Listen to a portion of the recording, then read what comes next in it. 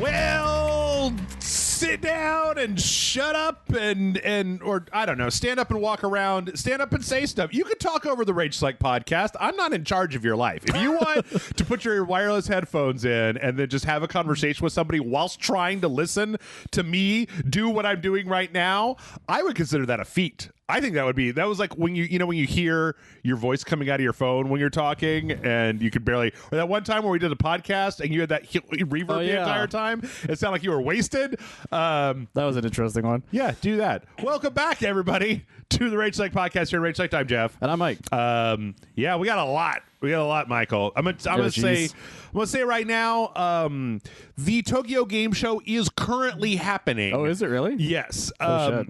There hasn't been a lot of like huge stuff, and I very much just kind of like picked up the crumbs that I could and smooshed them together into something approximating a ball of bread news. Oh, okay. So like I'm gonna go over the whole thing in detail and find the like juicy bits next week. But for right now, it's mostly got that wet ball of bread that you've rolled between your fingers. It's appetizing. I'm making all the appetizing metaphors today. So talking about the show should sit down and shut up that no one's seen in like 10 years. Yes.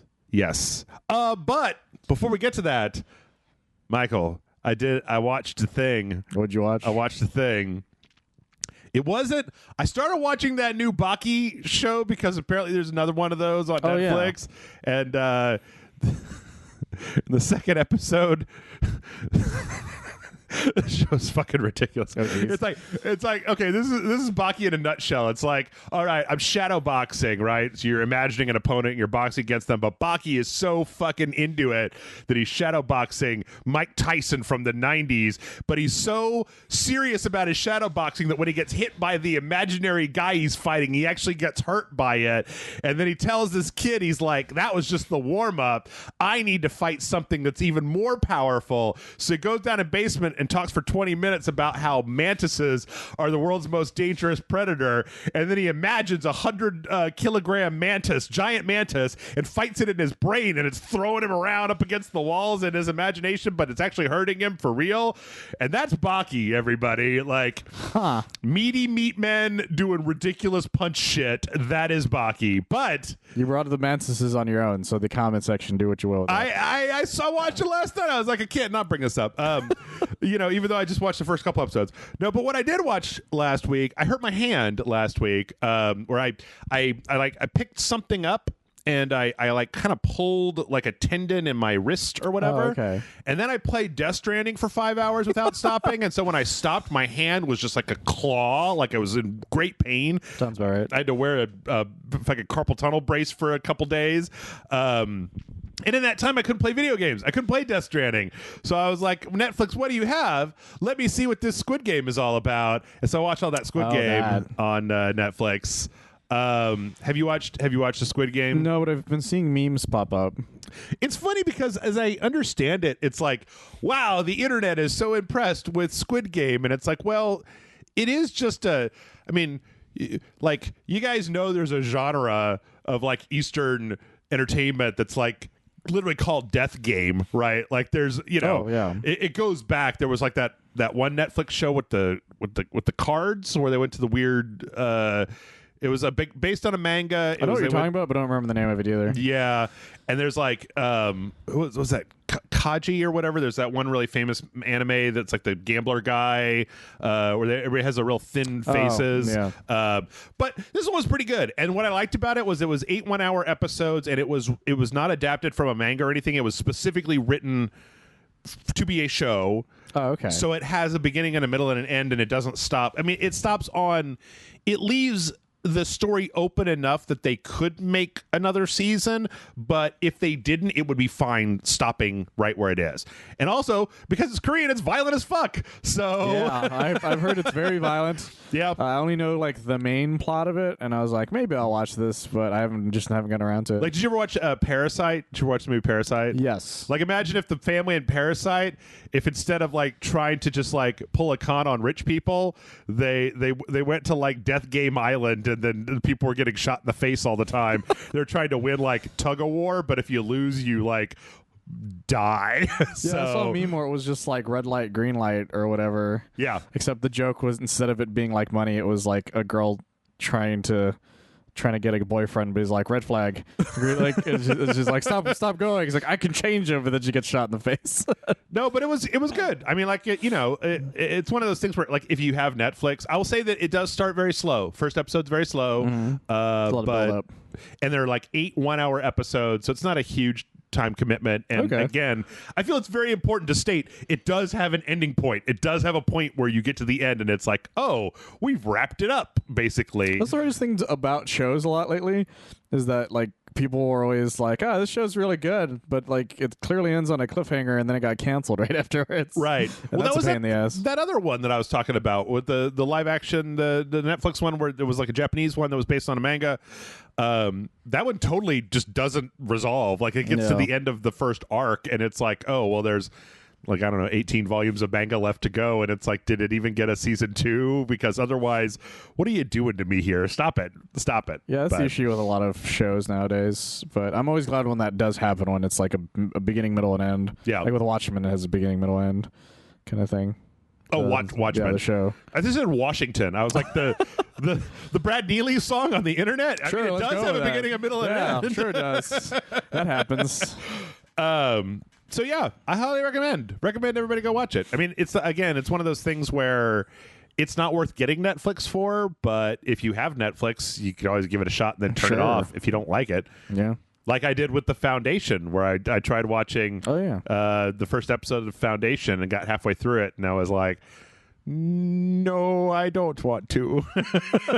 I might go back to it. All I know is that I read those books when I was in my 20s, and I stopped reading that series halfway through because I was like, nothing ever fucking happens.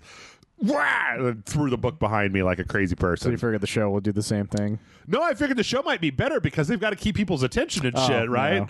Like, you're writing sci-fi books in the 70s, you could spend 200 pages talking about the shape of a matchbook, and everybody's like, intriguing, amazing, groundbreaking. True. Whereas now people are like, hey man, is there a death game? Is somebody going to die here? Like, what the fuck? Where's the spice, they said. Yeah. Yeah, dude. I gotta wait. Not soon. Gotta wait till the end of the month for that. Anyway, that's kind of what I've been doing. Death Stranding, Squid Game, Baki. How about yourself, Michael? I've been slightly busy just doing things here and there. I watched Let There Be Carnage, but I'm not going to talk about it yet because I got to wait to do the review itself for it. Oh, you have an exclusive contract with oneofus.net, huh? Kind of. Chris doesn't like me talking about anything I haven't actually done the review for yet. So, what if I gave you some black PS5 plates? No, you can't have my black PS5 plates. No, you're not going to give me those. those. Also, I don't want them. But yeah, so yeah, I saw that. But I also I've been watching a lot of Mike Tyson's Mysteries. Good God. Because because it keeps, after I watched a bunch of Norm Macdonald stuff after he died again, his the pigeon stuff started popping up on my feed. And I was watching it, and I was like, "Man, I never finished the show because I think it got canceled after like the 3rd or 4th season." I don't know what that is. So what Mike Tyson's Mysteries team is, it's an Adult Swim show where it's Oh no, I know that. I don't know. What's the pigeon? You said the pigeon. Oh, Norm Macdonald plays a pigeon. He plays one of the characters. His name is just Pigeon, although his name used to be Richard because he was this like handsome guy that was turned into a pigeon by his ex-wife. Okay. And so, but it doesn't really matter because he's just the pigeon who's just foul-mouthed and fucking everything. Yeah. And he's really funny in it. But yeah, I've been watching a bunch of that, and I just started the last season. Besides that, I have been watching What We Do in the Shadows still. So good. The latest episode was really funny. I haven't watched that one yet. No spoilers. But Bob's Burgers came back this week as well. Okay, there you go. And so I saw that. I saw the new episode. I thought it was a really good one because it was about Luis being forced to do this pretty princess thing. Okay. And she's just like, she's not really in the girly thing, so she just hates it the whole time. And then meanwhile, Linda is given this like bouquet that looks like a dog, and so she has this kind of almost relapse where she's like, I remember a dog that kind of looked like this that died horribly in front of me. And so they're all like, I don't think she got over its death. And so they're like trying to deal with that because they're like, well, because it turns out the flowers weren't for her; they're for the funeral home next door. Oh. And so they're like, well, we got to get him away from her, but she's like clearly like has not gotten over the death of what the dog it looked like. Sure. It was a lot of fun. It was a good episode. Okay. And I'm excited that it's back. Okay. Cool. As well as excited for whenever the movie happens, which I know is supposed to be next year. Oh, yeah. I went on like a huge Bob's Burgers binge, I think in 2020, which was good. I needed something like Bob's Burgers during lockdown to just be like, let me just chuckle at this gentle humor. But once I got done with it, then it's like, moved on to other stuff. But I'm sure I'll come back to it eventually. Well, that was short. I don't have anything else to say. Well, I bought Death Stranding again, but I haven't gotten a chance to mess with it. Too busy watching cartoons from the 90s. Well, the Mike Tyson Mysteries is not from the 90s. The 2000s? It's from the 2010s, I think. Oh, Jesus. Okay. It was one of their newer shows, and it's still really funny. But I am also still watching old cartoons from the 90s. But I watched What If still. Yeah. I guess that's just also really there. I guess this latest one is supposed to be like the actual point of the season so far. Okay. Because there's like something that happens that causes the watcher to have to like get help. There's like a meta narrative in that show. I haven't watched a single episode of What If. Originally it was just like, here's what happens if so and so did this thing, right? And then the latest episode is like, what happens if Ultron won, the Age of Ultron kind of thing. Like he ends up becoming Vision instead of them getting Vision. But at the end of it, he finds out that the Watcher exists, and then he beats the shit out of him. Spoilers, man. So the Watcher's just like, guys, I need help. So I guess like now it's like there's an actual like meta narrative to it. So because before it was just like literally what ifs. Yeah, I don't know that I've been kind of so on the Marvel stuff. So I don't know. It's we'll fine. See what happens. It's like I said, like I've told a lot of people, if you like the What If comic series and you knew full well that it had a lot of ups and downs, then you'll be fine with the show. But if you're expecting every show to be a banger, it's just not going to happen. Yeah, that's kind of what I heard, and I don't know. I got big beefy mantis dudes to watch. Like, come on. I got a whole ridiculous pastiche of stupid shit to watch. That's true. There's plenty of it. I don't just, I think everybody should watch what they want to watch, but in some ways, like, if a thing is mediocre these days, I just say it like a Morton Joe and turn it off. I just say mediocre. And that's then, like, fair. Yeah. Boom. Like, let me go watch something else, because there's plenty of other stuff out there. Also, the new season of Archer is good. Yeah, so far. That's what I heard. That's what I heard. I'm about halfway through Death Stranding, and the next checkpoint in the game is like, go to the mountain, and I'm like, no, I don't want to. I need to. No, Death Stranding. I need to build all these roads out. I need to build these roads real bad. Yeah. Death Stranding. Yeah, that mountain is fucking evil. But I got some of the new stuff. What did I get? I got that robot that runs around behind you, and then you can just load them up. That thing is great. I wonder how it'll work in the mountain. I don't know. So far, the thing about the little robot that walks behind you is it can't get into cars. So it's like I just get my fucking Sam Porter Van Porter bridges and fucking peel out, and this thing is just running to catch up to me, and then I stop wherever I'm going. I stop the van to get out, pick up some cargo, and this thing comes running up. It stops. So it actually follows you even when you're in the car? Yeah. And like if it'll try to path around stuff, and it takes damage. So I think if you take it like really shitty places, eventually it'll get blown up. But it's Death Stranding, man. Nothing in that game costs enough that except for roads. Roads is the only thing that costs so much money that you're like, I'm out of money now. I'm out of ceramics because they got to make these roads out of ceramics. I'm just selling shit, metal, quote unquote, to get enough ceramics to build stuff. Well, and then I remember that, like, if you just keep playing the game a little bit more, like this fucking game puts you. I'm sorry, we will get off of this in just a second. The fucking game, it puts you in the area with all the roads, and then when you start trying to build out all the roads, you're like, oh, I don't have enough actual resources to build out all these roads. And it turns out that if you just go a little bit further forward in the story, you start getting those missions that are just take 2,500 ceramic to this place. So you just have to drive the materials to this place, and then you can immediately withdraw. You go put in your PIN number and take it all back out, then go build all the fucking roads, and it takes 20 minutes. Yeah. Whereas if you try to do it right then, where the game really makes you want to do it, then it's just a huge pain in the ass. So I just need to stop. I need to stop. It needs The to game's stop. really weird, really bad about that. It's like it tricks you into thinking you have to do something at that exact moment. Also, I know that when I get to the mountains, I'm going to have to go to Hartman's place. He's going to start saying Kojima things. I'm going to have to pay attention. Hell yeah. Because otherwise, I can't just like, it's fine. You know, I don't care if Juji Ito says that I'm a good porter or Conan O'Brien's trying to tell me otter jokes. Like, I can podcast my way through that, but like, then they start explaining the story, and you've got to fucking pay attention, or else you're going to get, 2 hours later, you're going to be like, what? Why? What? Why? It happens. Anyway, speaking of ridiculous stories, as previously mentioned, TGS is going on. One of the things that we got. One of the things that we did get a trailer for, we got a second trailer for Stranger of Paradise Final Fantasy Origin. Before we talk about this, though, I have a beef. I have a big fucking beef. Is it sirloin? It makes it sound like I got to fart real bad or something. But like, That's not where my head went, but okay. they put out a second demo. Okay, the name of this game is Stranger of Paradise: Final Fantasy Origin. They put out a second demo today after they put out this trailer with a new area and some multiplayer features enabled. And I went, and it's out on the Xbox Series X and it's on the PlayStation 5. I went to the Xbox Series X and I went to the store. I went to search.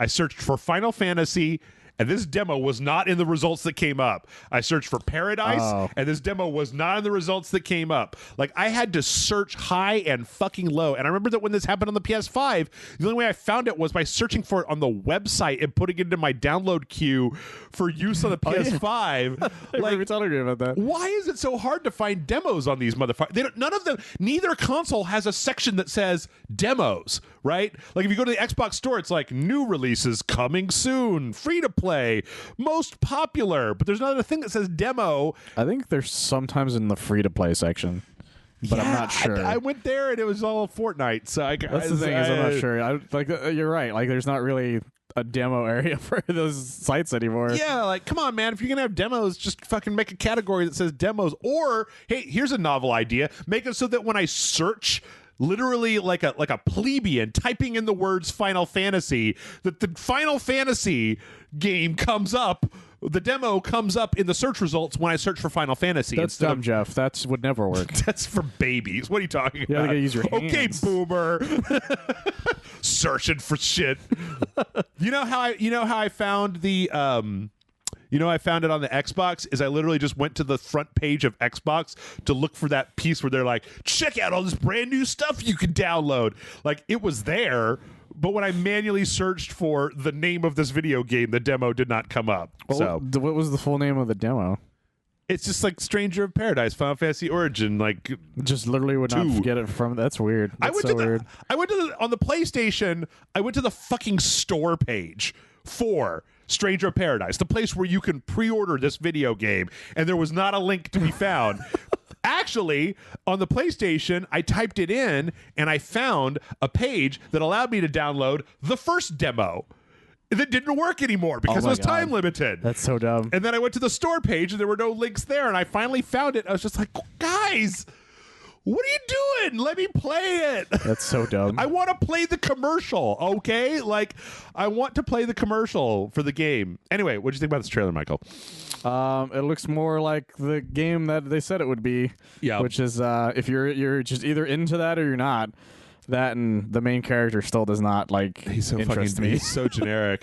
he's really Jack generic. Garland. He's no longer wearing just a t-shirt or whatever. But I still just compared to everybody else's way of talking, he just does not seem to match the world. Yeah. Apparently this is just some kind of Dark Souls maybe it's better in Japanese. I don't know. I kind of liked the demo, like the first demo. Chris and I played it, and I kind of enjoyed what I played of it.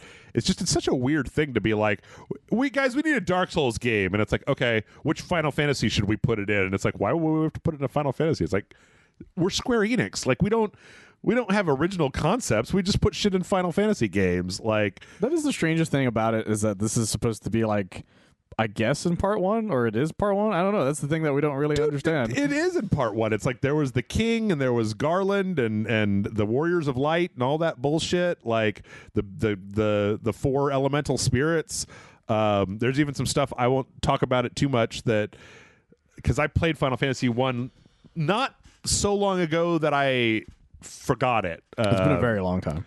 Yeah, I played it since it came out on the NES. I played it when it came out, that PSP version came out. I played it, the last time I played it was the GBA version. Yeah. So, I mean, I don't know. Like, it looks fine, and Team Ninja's pretty good at making action games. True, yeah. For the most part. And it looks, like I said, it looks fine. Like, it looks like if you're into that type of game, you're going to have fun with this. But plot-wise, I'm just not interested at all. It's also just so fucking dark. Like, what? Why? Yeah. Why do all 4 of the main characters wear black leather? We already did that in Final Fantasy 15, and it was the most boring, like, visual palette imaginable. Well, they're like the X-Men from the X-Men movie, where they're like, people don't like color, and they put them all in leather. Yeah, that's exactly what it is. It's not even true. That's some stupid shit right there. Yeah. So I don't know. I mean, like, it's weird how the marketing for this game turns me off, but when I actually played it, I was like, oh, this is kind of fun. I like playing this. And then it's like, check out this commercial, and I'm like, oh god, no, I don't want to play that. That's the thing, is every time I see a trailer for it, I'm just like, man, I don't give a fuck about this. Did you play the demo? Well, that's the thing, is I didn't, but that's because I don't have any want of trying it at all. Yeah, I don't know that you would even like it just because it's so Soulsian. That's probably for the best. But yeah, we also got an actual release date. It's coming March 18th of next year, which really? I think is really interesting because this would be one of the fastest turnaround times I've ever seen for an announcement of a Final Fantasy game and then the release of the Final Fantasy game.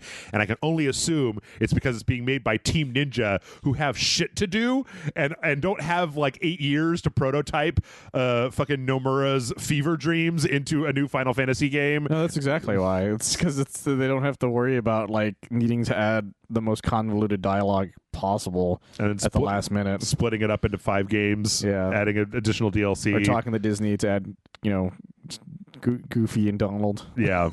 So, yeah, but that's cool. It's cool that it'll be out next year. Good for them. I'll tell you what's not cool. They showed a trailer for that Final Fantasy, the First Soldier fucking Battle Royale phone game in the Final Fantasy VII universe. And man, this game looks like shit. Like, it looks like absolute and total. I mean, okay. It looks like a phone game. That's really all you can really say about it. Yeah. It's this type of game is real big in a lot of places with a lot of people. Yes. There are a lot of people who actually like to play multiplayer action games on their phone. That to me is like saying some people like to have a surgeon cut off their toes and then sew them back onto their forehead. Jesus Christ. Like, it doesn't make any fucking sense to me why you would want to play games on a cell phone, because cell phones blow. Their screens are all too small, the controllers suck, and like I know that you can't always get the new consoles, but like you can get some Nintendo Switch or something. Like, I don't know. A lot of the times these aren't made for us though. Like these just aren't made for America. Yeah. Like the people who play these are like the Japanese and Chinese kids that have only their phone for the most part. And that's really what I think it comes down to. I think that instead of making these shitty games, we should start like some kind of international relief aid, like start airdropping consoles, like an NGO to get these poor kids some like actual brand name consoles instead of having. Well, what it was like a few weeks ago where I was talking about. I looked at it was a story about it was when China started limiting the amount of that's right, stuff, and then I went over. There was an article on Kotaku that was interesting that was talking about how like 95% of the games in China are like gachapon free to play phone games, and it's just like, oh my god, well no wonder they fucking hate video games over there. Let's let's just get some fucking Super Famicoms and get them over there. Like let's get some Game Boy Advances and send them to China. That's the thing is, the type of games that they're made to prey on people's wanting to spending money. Yeah, and that's kind of it's shitty, but it's like it makes them money. So I don't know. I guess it's just maybe it's part of me is a thing that happens to every human being in their life where it's like, oh, there are people where like they grew up playing multiplayer online like phone, like you start with Fortnite or something close to that, and then it's like because to me, I don't know. To me, the default when I think of video game, I still think of like single player adventure game. Oh no, of course. But there's a lot of people out there that probably does not compute the same way. So I tried the Marvel MMO thing that they came out with, and I was like, I hate this. like Future Revolution, I think is what it's something. called. Yeah. But I'll see people being like, I really like this. I'm like, how? Like, there's no real way of controlling it. You're using your finger on your touchpad to do it, and the screen's only so big, and you're just, I don't know, I hated it. Yeah. Well, I tell you what, put a pin in mobile phone games, because we're coming back there in a minute. But before we do that, I didn't want to like heap on the news about phone games. So Monster Hunter Rise is coming to the PC. Yes.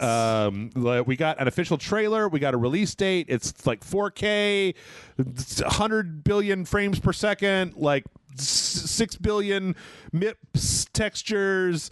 If you're one of those people who really wanted to play Monster Hunter Rise but did not want to play it on your Switch because you think it's for peasants or something, yeah, then this is for you. If you're the kind of person who says PC Master Race, exactly. It looks really good. I mean, it looks like a really good version of the game. Apparently, it's going to be coming out in January, I guess.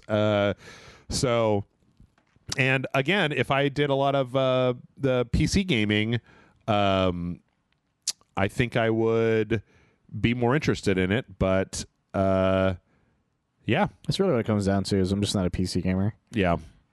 January 12th, 2022. So, hey, and you know what? I will actually put in a plug for this right now to say, if you are a PC gamer and you have never played a Monster Hunter game or have bounced off of them, this was the Monster Hunter game that I played. I actually played all the way through the story campaign for this motherfucker. And I didn't, which is crazy. I killed the Monado, the Mahalo, or whatever his name is. You got really close to getting kind of weird there. Megalalo, whatever his name is. The big fucking guy. I don't know his name, to be honest.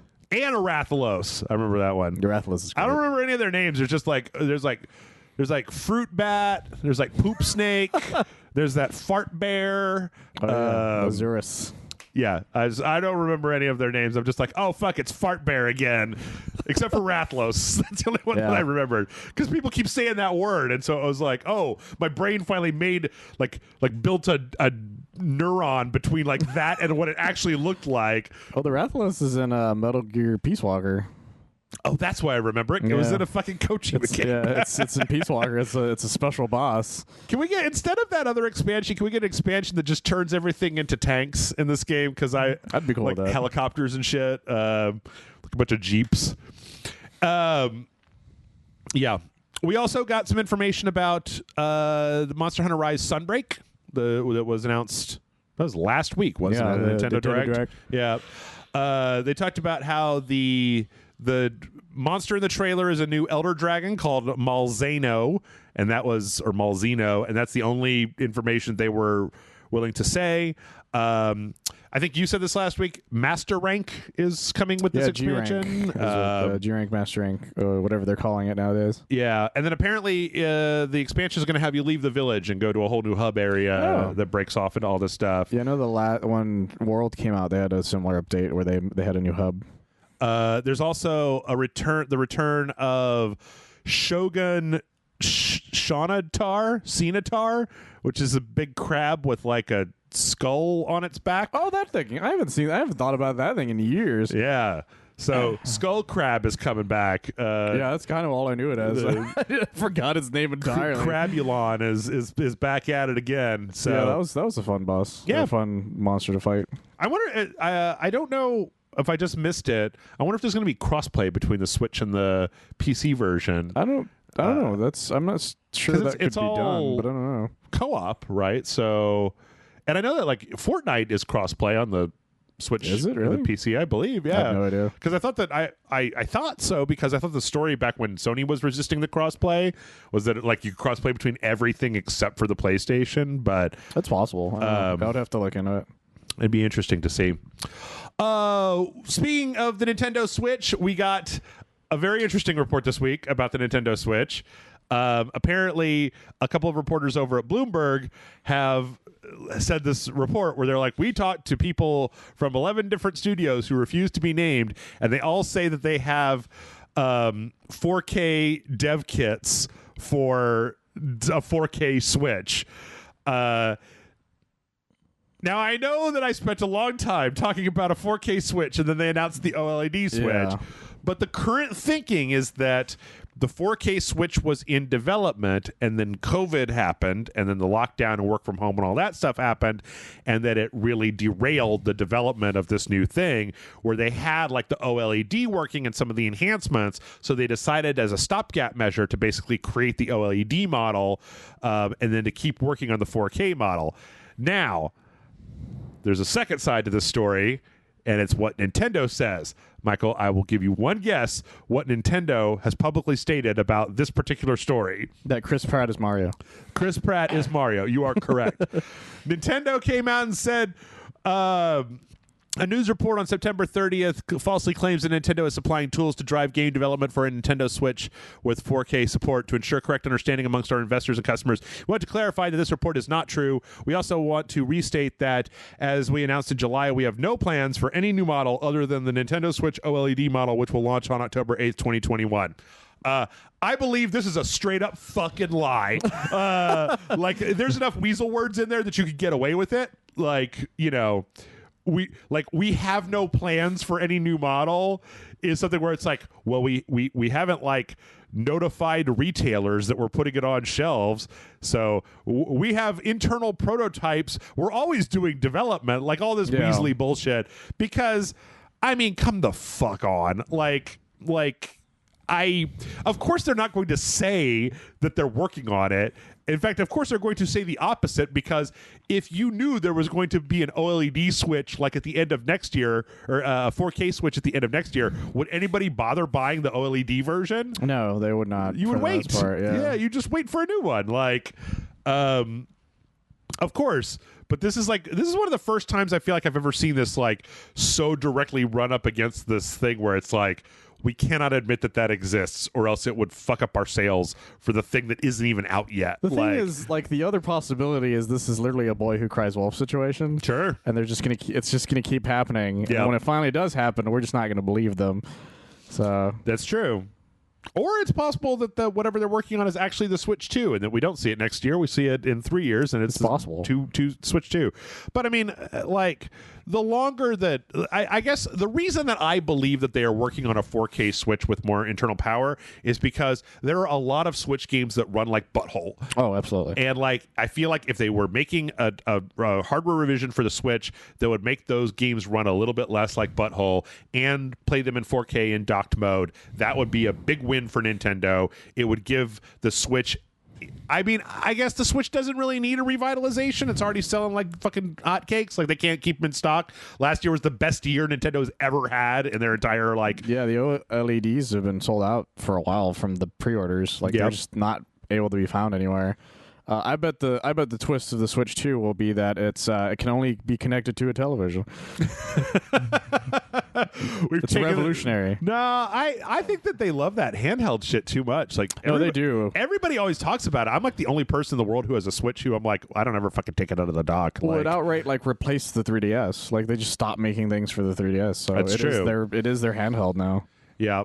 So there's also a brief side part of this story where specifically Zynga put out a statement saying that because they're working on that Star Wars game, that bullshit like gachapon free to play Star Wars game, whatever. Hunters? Yeah, Hunters, I believe is just what it's turns called. out. It turns out a friend of mine's girlfriend was working on that. Oh, there you go. Game, so I had no idea.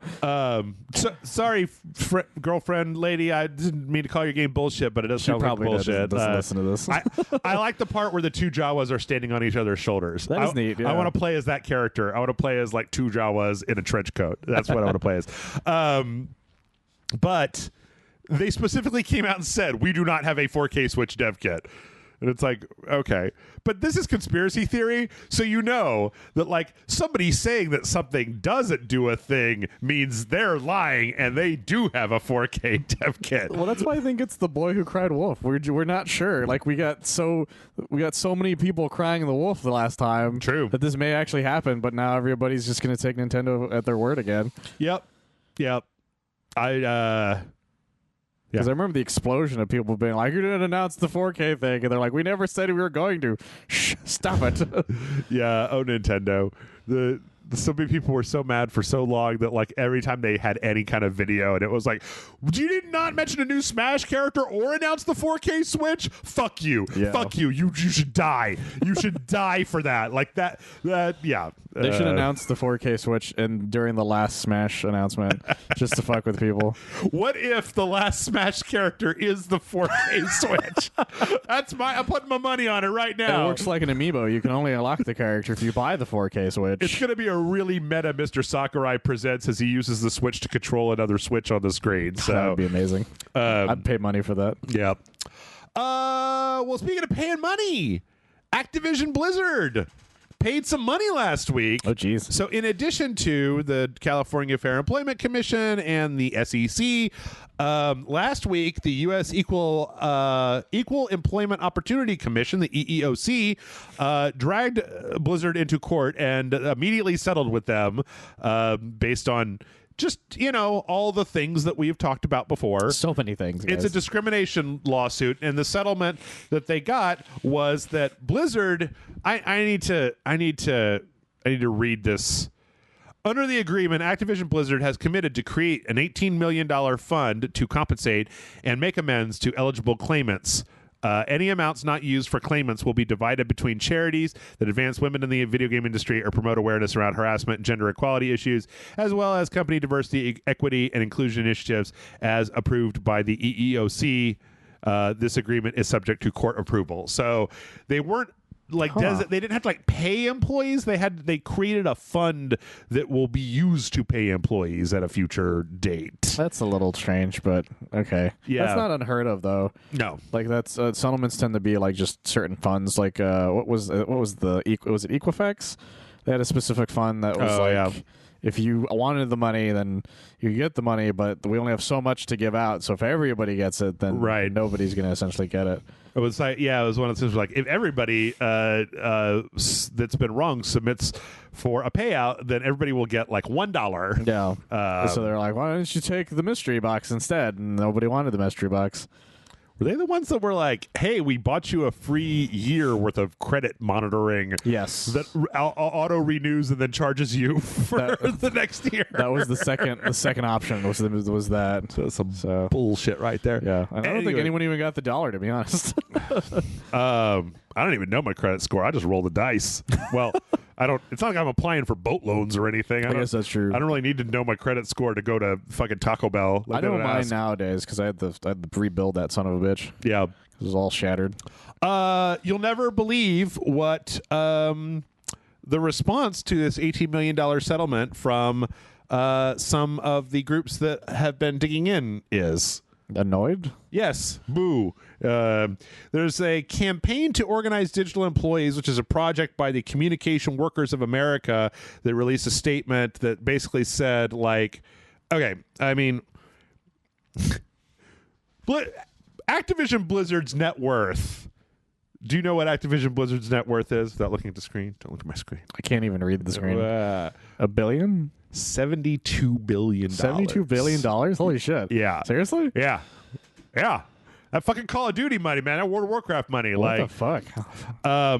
So these organizations are like, $18 million is a fucking joke. No, it is. Bobby Kotick is supposed to go home with $145 million this year as his salary. Oh my God. I forgot about that. And that was a cut, remember? He took a voluntary 50% pay cut. Shit. Yeah. So it's $18 million. I mean, $18 million is a lot of money to any normal human being, any regular person. Yeah. It is not a lot of money to Activision Blizzard. Especially considering the length and of the discrimination and kind of the number of people that went through it. Yeah, it's probably not even enough for that amount of people. Yeah. Let's put this in perspective, okay? Activision Blizzard could pay out $1 billion. and they would still have $71 billion. Yeah. Like that's a lot of money. That's a spicy meatball. Like that's a lot of fucking money. So well, that's the thing. It's like a lot of these lawsuits happen, and then it's like, oh, we did it, but it's like nothing really happened. Yeah, like they had to pay $18 million, and then they're like, oh, there's the $18 million so you can go fuck off, and then they just go back to whatever they were doing. Yeah, and that's probably what will happen again, and the cycle continues. Well, it's also worth noting that apparently, like, this all happened on the same day. Like, the EEOC filed the court thing, and then they immediately settled for this, like, $18 million settlement, which means that it had been negotiated ahead of time, and they were ready just to pull the trigger on it. So, yeah.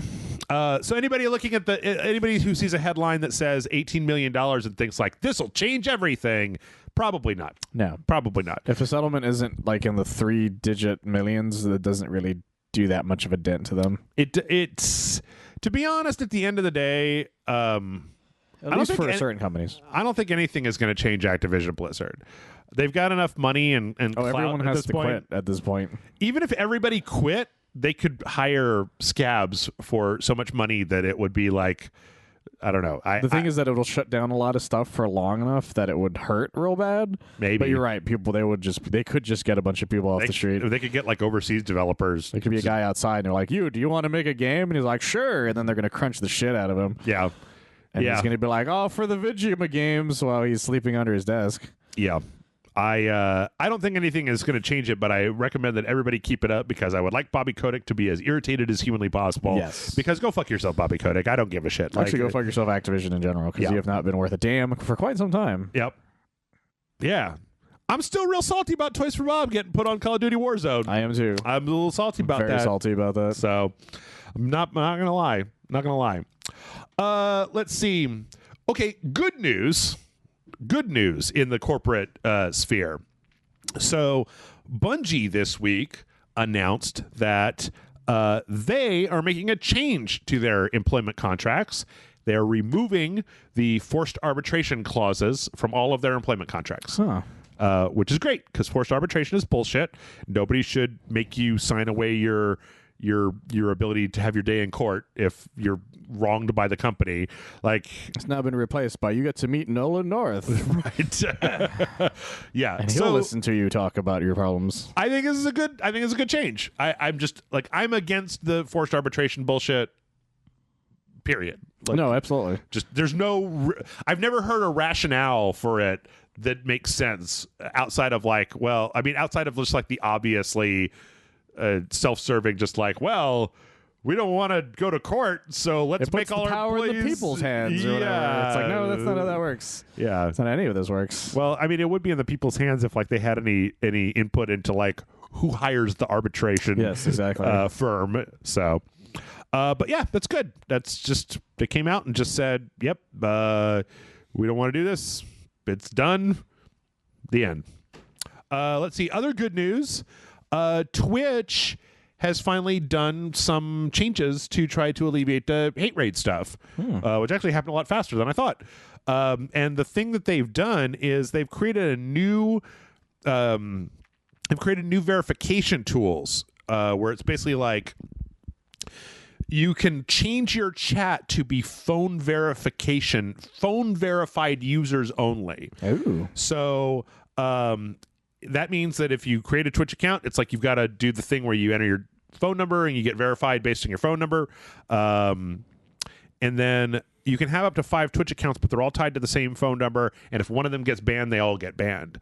And this is hopefully, there's also some tools in here about like changing like how long they have to be verified before you allow them to come into your chat or say stuff, etc.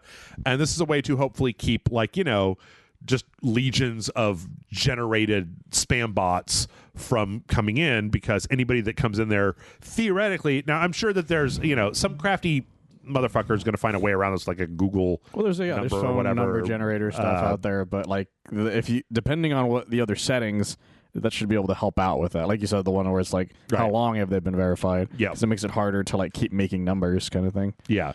So there's a bunch of new options to do this. And I'm 100% for this one because I think that I think you should be forced to put your phone number in. I know that there was I wanted to look at this one website that wanted a phone number. I wanted to sign up for a website to look at some crazy shit on the internet, and it was like, is that what the kids call it now? yeah.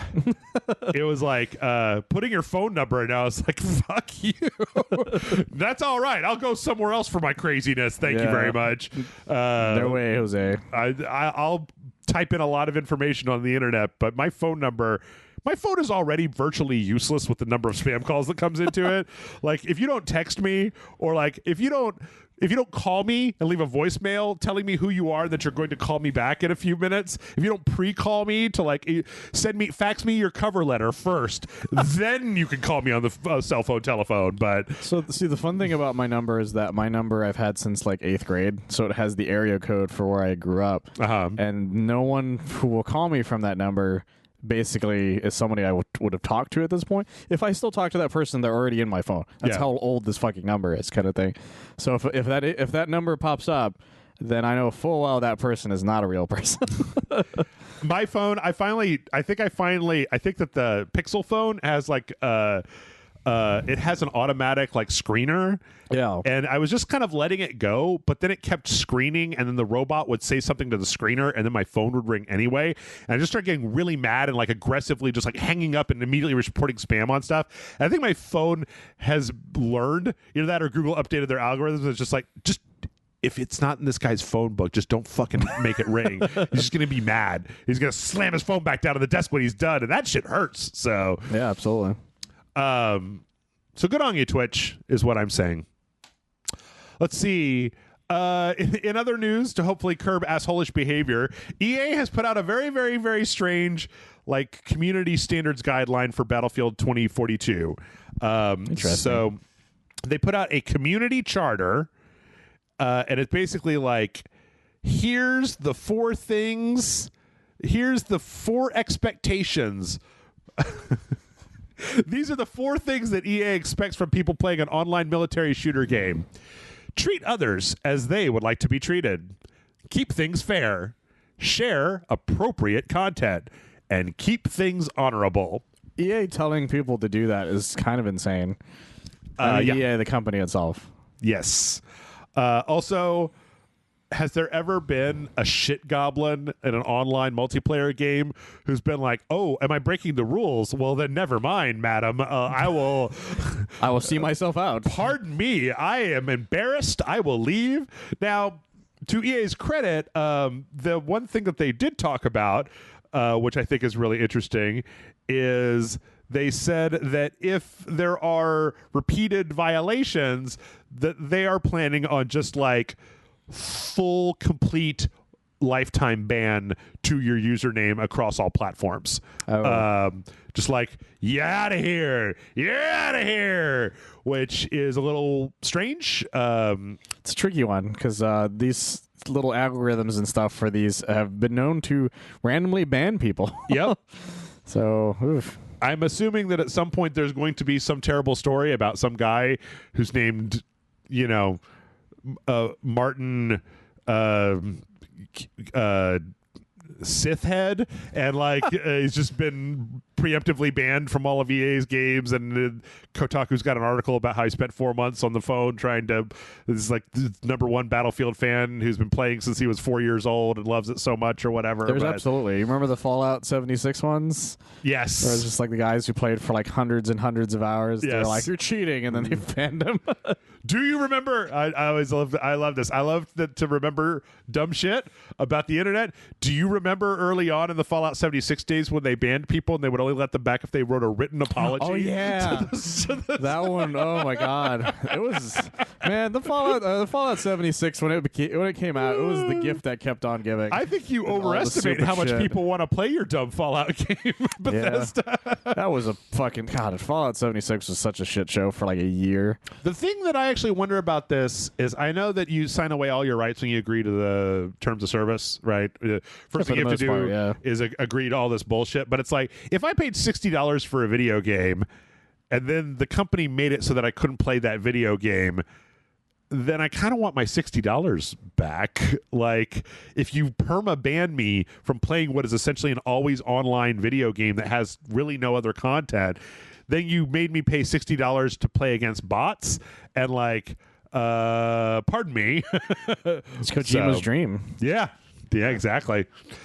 Let's see. You remember how I told you to put a pin into phone stuff? Oh my God. These stories are out of order. I'm missing a story. Where did that story go? Oh, okay. There was another story that you weren't supposed to see that one first. I was building up to something.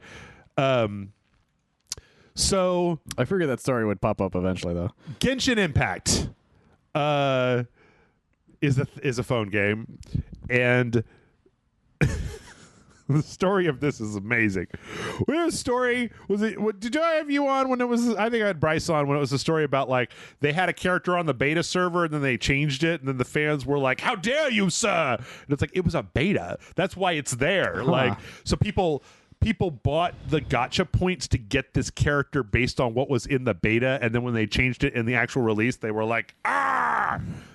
Anyway. Oh, geez. Genshin Impact. Start over. Genshin Impact has been out for a year, and they're having their 1-year celebration. And their 1-year celebration is apparently pretty fucking lackluster. Like, it's a bunch of roulette wheel bullshit. The rewards that you get are like not even enough to buy one of the fucking waifus. Players are mad. Players are mad that this happened. So they have gone out and started review bombing Genshin Impact on Google Play. Oh my God. The game shocked my phone that it fell. The game has gone from a 4.5 to a 2.8 on Google Play because the Genshin Impact people are real fucking mad about Genshin Impact not getting treated the way that a real serious game like Genshin Impact deserves. I say sarcastically. But this is not all. And I would not have brought up this story because there is an additional element. So I'm gonna give you a few scenarios here, Michael. Other games on the Android store made by the same company review bombed, yes or no? Yes. You are correct. Other gachapon games on the Google Play Store that have no relationship to Genshin Impact review bombed, yes or no? I don't know how to answer that one. You know the answer because of the way I asked it. Yeah. Yes is the answer. Why? People giving other games just one. They're giving other games 1 star and then saying like the anniversary event in Genshin Impact is shit. And people are like, whoa, what? That's not me. That's so weird. In fact, apparently, there are some examples of people giving other games 5 stars on the Google Play Store and then writing in their review for it that Genshin Impact's anniversary event is shit. Like, they're really making a real... I mean, I guess this is just what you do, right? Like when I guess. What the fuck? Once review bombing has become passé and everybody's fucking tired of review bombing, what do you do then? I don't know. Let's review bomb some other person's game and blame it on the developers of my waifu Breath of the Wild ripoff game on my cell phone. So, yeah. Sure. Yeah. Fucking god damn it, guys. What the fuck? Come on. Yeah, it's a pretty fun story. I would feel bad, except that I don't care about phone games or Genshin Impact or any of this. That's true. I would feel bad if this was like a Steam thing, but it's not. So yeah. Yeah, I just get to do and pick your animated guy sitting down with popcorn gif of choice, and that is my opinion about this. However, as you saw, because I had my tabs all out of order, Genshin Impact also in their first year of operation made $2 billion. Fucking hell. In a year. And guess what? That's just the phone. That's just the phone version? Not the PC or the console versions. Just the phone version. Fucking hell. And of that, only let's see. It is the 3rd most financially successful mobile game in the world, behind something called Honor of Kings, which I'm sure is some Chinese fucking gachapon game. Yeah, probably. And PUBG Mobile. Good for PUBG. Excluding China, Genshin Impact is the highest grossing mobile game in the world. Oh my god. Also, of that $2 billion, apparently like 25% of it is like China, but like 24% is like Japan and 21% is the United States. So Oh my God. like it's not just a big in China thing. Like Genshin Impact is fucking huge. And I really don't, I mean, I guess I kind of get it. Like, I don't know if I do, but I never really even tried it, so I don't know. I mean, I guess it's kind of like Fortnite, right? Like it's simple, it's easy to play. It's got a lot of like mechanics ripped off from other games, and people enjoy the way that it plays, and you can play it on a phone. So I A lot of these free-to-play games tend to just be like people who don't have a lot of money to just keep buying games. Yeah. I feel like if a lot of these games came out when I was in high school and I had the phone I have now, I would feel like these are games I probably would have played because I didn't have a lot of money at the time. Man, if I was a teenager, if I was 14, I would play the shit out of Fortnite. I would just be playing the fuck out of Fortnite. I absolutely would have, yeah. Because when I was in my early 20s, I played the shit out of Counter-Strike. And yeah, it was Halo for me. Yeah. Like, there's a point in time where you want to play multiplayer games. It's weird for me because I feel like, again, going back to what I was saying before, it's like I started by playing single-player games and then graduated to playing multiplayer games and then got tired of multiplayer games, went back to single-player games. I wonder about what the arc looks like for somebody who started with multiplayer games. Like, that's the baseline. It's just like... Never thought of it that way. I started playing Counter-Strike, and then I moved on to Fortnite, and, like, that's just what my friends and I play. They never played couch co-op. They never threw rocks at each other out in a ditch. I mean, and I'm not trying to, like, I'm not making a value judgment. I'm not trying to be like, back when I was a kid, we used to throw rocks at each other out in a ditch. We didn't have anything but rocks to throw at each other. So, like, well, that's the thing is, like, when we were younger, our things didn't really connect online for the most part. Yeah. Like, there was some, like, when I was growing up, there was some stuff that could maybe do it, but they were like third-party peripherals. Yeah. Like, there was, I finally found the name of it, but I can't even remember what it is now. It was this purple Super Nintendo cartridge that had an Ethernet port in it that you could plug into it and then put a multiplayer game on top of it. Shit. And you could play multiplayer with somebody on the Super Nintendo. And my brother bought it. And he was playing like fucking NBA Jam with some dude in Chicago, kind of thing. But like that wasn't the norm. There was only like 40 people in the United States that had one of those. Yeah, so. it was like it wasn't the norm, and it was like I think you still had to pay the subscription or whatever for it, and he didn't even do it for that long. Even the PS2 had that horrible hard drive. It really was the Xbox that kind of got it going. It really was. People forget how little online gaming even like we scoffed at the idea of online gaming. I mean, it was on until the PC. About Halo 2. You know, you'd Quake and Team Fortress and console-wise is what I mean. Like, like PC-wise, of course, it was everywhere. But console-wise, it was like, it's stupid. Why would you ever want to do that? It's all couch co-op, couch fight each other kind of thing. And then Halo really, really on the console made that a thing. Yeah, wrecked it. Halo 2, I think specifically. Well, speaking of Halo, let's talk about Xboxes because I got an article here about how literally actual Amazon has listings on it for Xbox Series X's in their like what is this? It's like their used department. Amazon Warehouse, which is like their used thing department. Oh, okay. Where apparently, because it's like selling used stuff like eBay or whatever, people can get their own price. So now if you like go to Amazon and you search for like an Xbox Series X, it'll show you one and it literally has the price tag at like $1,000. And I just wanted to say, like, Amazon should, well, I was going to say Amazon should put a stop to this so as not to encourage this behavior, not to normalize it.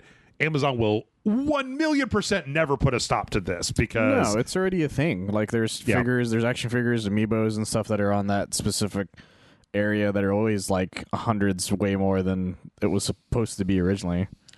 Like I was looking up comics on Amazon not that long ago, and it's like, you can buy this one brand new for like $500. I'm like, this thing was like $40 when it came out. Yeah, kind of thing. It's like no one's going to pay that, and a lot of times they don't, so they just stay there forever. Yeah.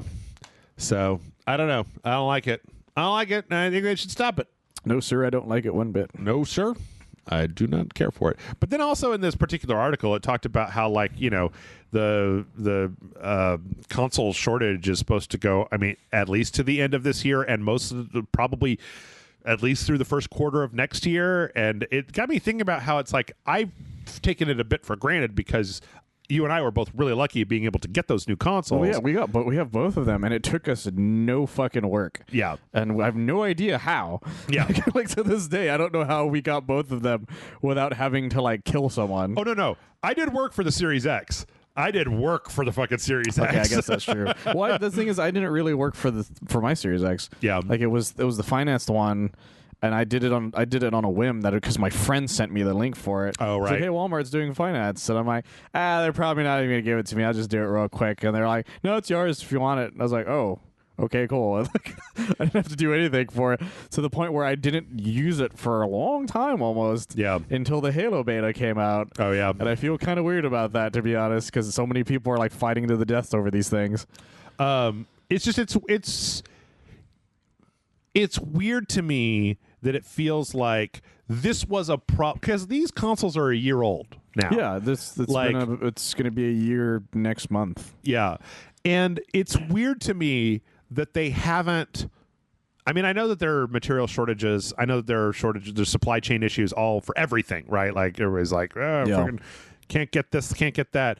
But like, it seems weird to me that it's been a year, and I feel like the entire electronics industry is just like, I guess if we just wait long enough, this will fix itself. The issue is that it can fix itself, but the issue is that scalpers and people are making it last longer. Yeah, like it probably would have fixed itself if people would just fucking stop buying them all up to sell them for overpriced stuff. Also, I mean, it's just the semiconductor manufacture happens in like 2 plants in the world, and not only they're that, like at capacity. There's a huge truck driver shortage right now. Yeah, and so they're having a hard time even shipping things out in general. I don't know. There's you can go look on the internet for all that stuff. That's right. If you're looking for a job, they really want truck drivers right now. So good luck with that. Maybe you'll buy a PS5 with it. I don't know. Before we take a break, Michael, this is great. I found a good stopping place. You say that you don't have anything to use your Xbox on except for Halo beta, but this week it was announced that Marvel's Avengers is on Game Pass. So you can now replay Marvel's Avengers from the beginning on your Xbox. Set up a second account. You don't even have to pay for it. All the content is free because there's not expansion packs for it. So you get the base game. You'll get all the Black Panther stuff. You can start the whole thing over. But all my outfits, Jeff. But I have so many of them. Oh, but you can get them all again. You could pay Square Enix the second time for more outfits. I don't know if I want to pay that much. No? But the outfits, Michael. Man, if they could, the outfits. If they were like Destiny and you can take, or like Fortnite even, like that you could take your data between consoles, I absolutely would play it on the Xbox. Why? Because I know at least like 3 other people who play it on the Xbox regularly. That makes sense. Like our friend Gene, he plays it on there a lot. Well, he could power level you. I mean, you can get him on Game Pass, right? It's not like you're paying money for it. That's true, but like every now, because I was telling him, because there's some people that I've been playing Avengers with finally, and he was who are these like, madmen? One of them was an old coworker of mine and his friend, so I was telling Gene about it, and he's like, "I would love to, but you're on PlayStation, I'm on Xbox." Like, fuck, that would mean like, do they not have crossplay for that? They don't. As far as I know, they don't. The least they could do to consolidate the player base so there's always people to play with. I think the Spider-Man thing is might be part of it. Can you imagine how shitty it would be if there was crossplay and if they could play with you and they could see you playing as Spider-Man, but they just could not use it on the PC or the Xbox? That would suck so much for them. I feel so bad. Spider-Man's supposed to come out towards the end, or some before point the this year's year. over. Yeah. So we'll see how that plays out. Yep. And with that, we're going to go ahead and take a break so you can all ruminate on Spider-Man. You can all think about Spider-Man for a little bit. Nope. Whatever it was, it's gone now. That's it. Let's just take a break. Let's take a break, and I'm going to see if I can get it back.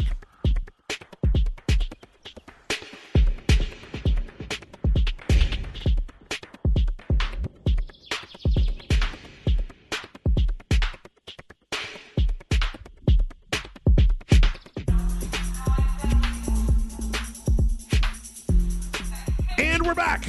And we have more Xbox news. I actually did that. I pulled that Avengers story up as a nice capstone, but Xbox actually had a thing at TGS where they came out and did like some announcements and stuff. really strange announcements. It's just them going to Japan going, love me. Yeah, love the Xbox, well, damn you. Well, that started kind of with that. Like, Phil Spencer says that they really want to, that Xbox is still chasing that Japanese market, man. They really still want to break in there. And I can't really blame them because, like, it's an untapped market for them, right? No, absolutely. They've tried desperately for past 3 consoles, not counting this one. They need to go. It's never been able to work so far. They need to go over to Bandai Namco with their dumb new logo and get them to make a bunch of shitty shovelware games for them, like they do. Anyway. So that was one thing, was Spencer talking about and specifically talking about how, like, you know, Tango Softworks is part of Bethesda. That's a Japanese developer. Yeah. Apparently they're working on something new, something from kind of some of the development staff from Evil Within 2. So hopefully they'll be getting something along those lines. One of the other interesting things that happened was during this particular live stream, it was announced that Scarlet Nexus and AI the Somnium Files, remember that one? Oh my god. With the crazy weird dream lady I think it was kind thing? of amazing, yeah. They're both on Game Pass now. Oh, cool. Yeah, so if you've Scarlet Nexus, actually, I kind of enjoyed Scarlet Nexus. It promised to be like a very long action game, and I wasn't in the mood for a very long action game when it came out. But like, I actually forgot it came out entirely, to be honest. Yeah, I liked all the action stuff for it. Also, the Mighty Goose came out, which is like a pixel 2D shooter game with a goose in a mech suit. Oh, that's right. Yeah, I remember we were talking about that. Yeah. Yeah. So that came out as well. The Good Life is getting an Xbox exclusive demo, which is that's where he turned it into a cat game. Also, that game is going to be on Game Pass in October. That's so fascinating. Bada bing, bada boom. So I mean, I guess this shows, like, you know, a good commitment to trying to give the Japanese market things that they want. They really, like I said, they've been trying that for years now. Yep. Like every time a new console Xbox came out there, it would sell so low there. Yeah. Every fucking time. They also announced that Redfall, that arcane vampire online game that they announced a little while back. Do you know what I'm talking about? Yeah. And Starfield are both going to be like fully Japanese localized with Japanese voices. So, Jeff, you want to know how they're finally getting in there? well, how's that? Is because PS5s are so difficult to find. They're finally just like, fuck it, I'll buy your Xbox. I'll buy whatever, man. Yeah. I think that's actually what happened too, to be honest. Hey, it would be a really strange thing if that was the thing that brought them into that market. They also announced that cloud game streaming is coming to Australia, Japan, Mexico, and Brazil. And that's like the beta, I believe, on the PC and the phone. Oh, okay.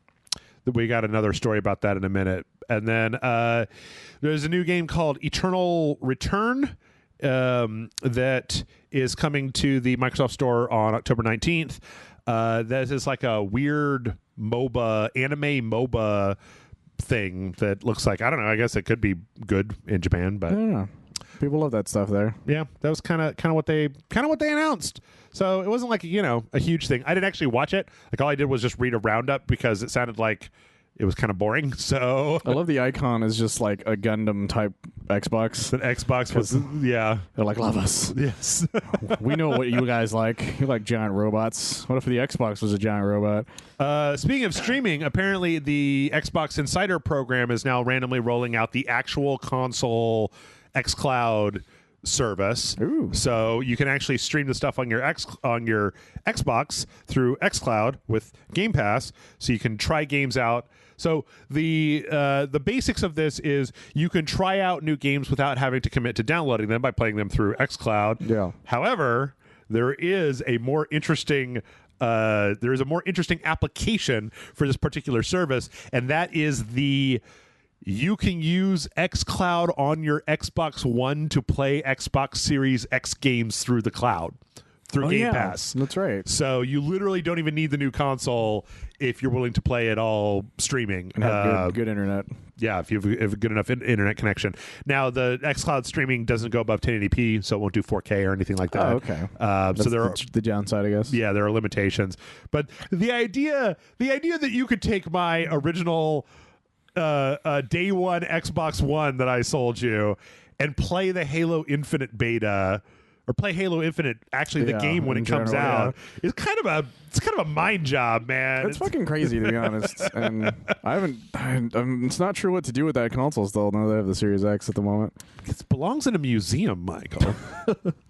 I'll send River Phoenix over to your house to get it. Like you're gonna bring back River Phoenix. That's right. Zombie River Phoenix is gonna come to.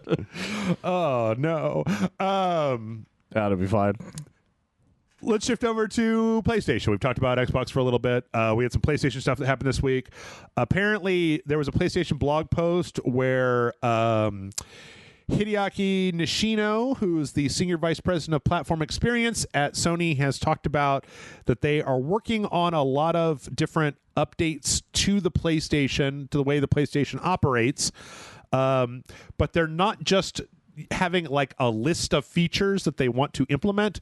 They're specifically looking at player feedback and then trying to figure out like what is the best way to implement what the player wants, not just like, hey, I want to X. Yeah. They want to like analyze, well, why do they want to X, and then how best can we implement that?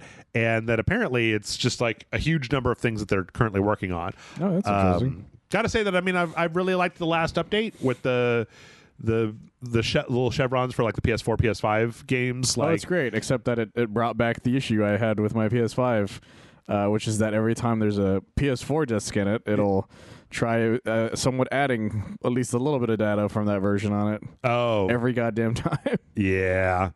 You need to just come over to the full digital. What? Physical media. Come on. Using your hands. Have you actually used, they had the big 3D audio on your TV thing where it's like you use the controller to like make pings and stuff, and then you can do 3D audio coming out of your television? I haven't messed with that. The only thing I've done with it so far is I added the SSD to it from the new update. And that's been working out pretty well. Pretty good, yeah. It's been working out really well. I tell you what, Death Stranding to it, so we'll see how that plays out. You added an SSD to your PlayStation, Michael, and that's all well and good and everything. But I've actually ordered the Future last week, and so check that shit out. Oh shit! I got the people at home can't see. I got them RGB lights on the back of my TV now. They're gonna look all fancy like a YouTuber and shit. I have some that my brother gave me, but I have no idea how they fucking work, so I've never added them. These were pretty easy. Anyway, more PlayStation news. Enough showing off lights. More PlayStation news. Naughty Dog has acknowledged that they are working on multiplayer for The Last of Us, and they will not say anything else about it. Shit, I forgot that was still a thing. So they actually acknowledged, like, full on that they are working on implementing some kind of multiplayer solution, but they will not say anything else about it. Because the multiplayer is capture the Joel, so you got to murder Joel as fast as possible compared to the others. Who can murder Joel the fastest? Golf clubs for everybody. Exactly. And it's got a golf mode too, so you put the golf ball on top of Joel, and then you go from there. Yeah. By the way, if you somehow have managed not to be spoiled about The Last of Us 2, I don't know how, and that shit's been out for a while. So also, everyone would not shut up about that part. I can't help you with that. And that's only like part spoiler, to be honest. That's not even that big of a spoiler. It's really not. It's really not. Twisted Metal. There's maybe a new Twisted Metal game in development. Ooh. This is an interesting thing because it's being made by this is a rumor of a new Twisted Metal game being made by Lucid Games, who made that Destruction All Stars, Destruction Derby thing. And the thought right now is that it might be like free to play, online only type of thing. I don't know. I don't know if I'm a fan of something like that, but the plots to Twisted Metal haven't made sense for quite some time. So, well, the twist in this story is that this is so weird. I read this last week, Michael, and I had no idea what the fuck to make of it. Right? Okay, so the original Twisted Metal was made by David Jaffe, right? Yeah. You remember we saw David Jaffe in one of those live streams where he's like working with some fucking movie company or something? Batshit insane, yeah. And he was just sitting in his den like, I'm fucking making a bunch of new shit. Well, David Jaffe has a YouTube channel, and he put up this YouTube video, and I want to make sure that I say this because this video has 10,000 views. Like, it's not a very widely looked That's at. kind of surprising, to be honest. Yeah. And he talked about his thoughts about this new game. And I watched a little bit of this because I wanted to get to this because it starts out very easily where he's like, I played a little bit of Destruction All-Star games. Those guys might be able to make it. He talks about the challenges of trying to make a narrative game and how car combat in video games hasn't evolved very much since the original Twisted Metal and et cetera, et cetera.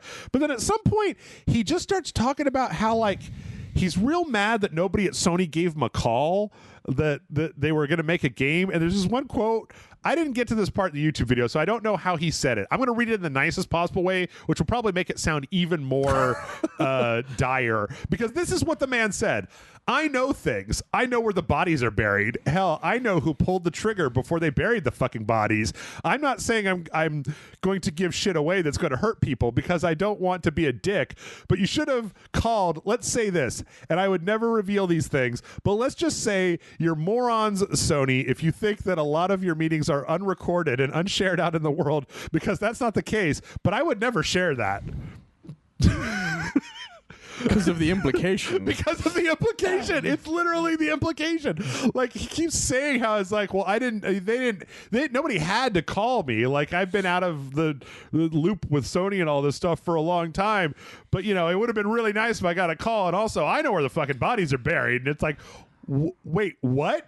What does that mean? What the fuck does that mean? Like, is Sweet Tooth a real person? And Right. he's just been murdering Sony people or something? Is it based on a real life story? Are you Sweet Tooth? David Jaffe, are you the Sweet Tooth? It would explain a lot, to be honest. Did you know that David Jaffe had a studio and was working on a game and then it got shut down in 2018? I did, but I think if I remember correctly, there was a lot of crazy shit behind that. Yeah, the name of the studio was the Bartlett Jones Supernatural Detective Agency. Oh, I forgot that was the name of the studio. I think David Jaffe might I don't know. I don't know. I remember he was presenting something not that long ago, and he was like drinking tequila in the middle of it. Yep. So yeah. I don't know. I don't know. It's really just a weird thing where I'm like, he's lost his mind quite a bit in the past 10 years. The last David Jaffe game I remember was that online multiplayer one where it was like on notebook paper and it was all pen drawings or whatever. Yeah, I remember that. And I remember buying Calling All Cars. Like, the third thing I bought for my PlayStation 3 when I got it was Calling All Cars, and then I played it and I was like, oh, I hate this. This sucks. So yeah. I don't know. He's been a crazy person for quite some time. I don't know what's going on with David Jaffe, y'all. I don't know. I don't think David Jaffe knows what's going on with David Jaffe. I don't know. And then we also had the news this week. You remember before when I just straight up called Nintendo a bunch of fucking liars? Yeah. You remember a little while back when Sony acquired Housemarque, but their Twitter account accidentally put up a thing that said, let's welcome Blue Point Studios to the Sony family. Yeah, I do remember that. And then they took it down and they were like, we have no intention of buying Blue Point Studios. That was a mistake. We are buying Housemarque. Well, they bought Blue Point Studios. So then you have to change the fucking picture. Yeah. I mean, this is a good move. That's a great move. They made the Shadow of the Colossus remake. They made the Demon Souls remake, which I really liked. I liked both those games. I hope they kind of get to make something because it seems like they've got the chops to make an actual video game. Yes. They're here in Austin, aren't they? Yeah. Mm-hmm. I actually think I might know somebody who works there, but who knows? It's a frenemy of mine from a long time ago, so I don't want to look him up. I don't want to find out and then end up being like, Turns out it was David Jaffe the whole time. You guys didn't know me and David Jaffe went to high school together. I'm a lot older than I look. But all the tequila drinking. Yeah. The tequila keeps him young and makes me old. It has the opposite effects. We're like Benjamin Button. We just meet in the middle. So anyway, Blue Point Studios, that's good. I'm glad to see Sony trying to keep up with Microsoft's ravenous fucking studio acquisition bullshit. Like, Microsoft, holy shit, you guys went fucking, like, we were all like, it's neat that you're buying all the studios, but then you walked up to Bethesda with a dump truck full of money, and when you're mine now, and you're like, what? Yep. That's crazy. Like, that was the actual, like, if you actually had a console war type like board, that would have been the first actual shot. Yeah. And then Sony has been kind of on the defense since, to be honest. Well, it's like Sony had a lot of like they got into the swing of things in the PS4 era, and they had a lot of like really good first party exclusives and a lot of console exclusives and a lot of stuff that just happened to be on the PS4, not on the Xbox, like Japanese games. And then like Microsoft fucking started a Game Pass, and like I know I talk a lot about Game Pass on this show, but I didn't have Game Pass for a long time, and I only got it because of Sea of Thieves, because what's that that meme with the lady that looks like Julia Roberts with all the math? Oh yeah. Like, Sea of Thieves was getting ready to come out, and I was like, okay, wait, hold on. All first party Microsoft games are on Game Pass. Sea of Thieves is a first party Microsoft game. Sea of Thieves cost me $60 to buy. Game Pass costs $20, and I'll get it for $20 instead of $60. And you can just cancel it. And you can just cancel it whenever you want. Wait, why am I not doing this already? That's the thing about the Xbox. That's the thing that Xbox has that is giving them such an interesting edge, and the fact that they bought these studios means that like even more of these games will be on there, and it'll make Game Pass worth even that much more. Well, so it makes their console very, very affordable. Before Death Stranding, the last big PS5 exclusive darling was Deathloop, which was made by Arcane, which is a subsidiary of Bethesda, which is owned by Microsoft. Yeah. So it's like, holy shit, what the fuck is going on? They bought them out like right before that they were going to come out. Yep. So, let's see. In other studio acquisition news, Netflix bought Night School Studio, the developers of Oxenfree and Oxenfree 2, and if I'm not mistaken, After Party. I think they're the ones that did After Party as well. I don't even remember who Oxenfree is. Oxenfree was like this. It's this really well beloved game.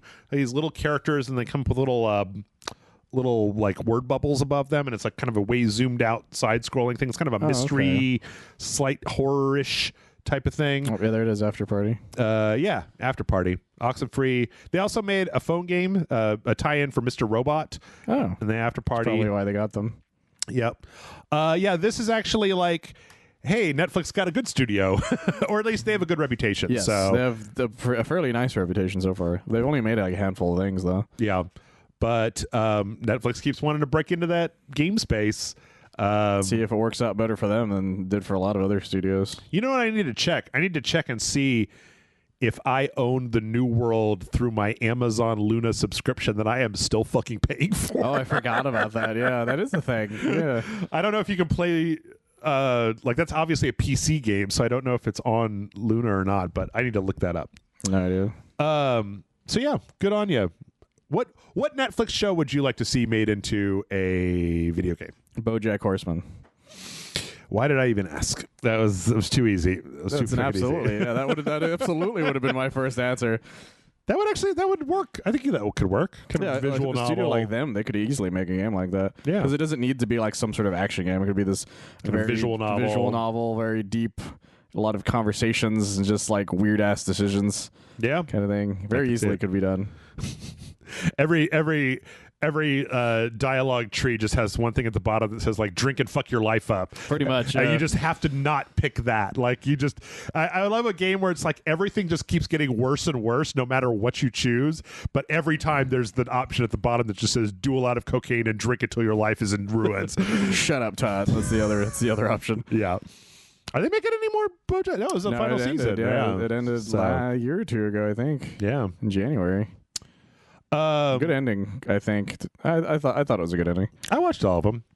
And then last on the news parade, we've got news that the Game Awards are coming back this December, and they're going to be in person this year. So no more Jeff Keighley in front of a bunch of televisions. Are they going to like fast forward awards again, though? Where they're like, we have an ad, so here's everyone who won this specific award.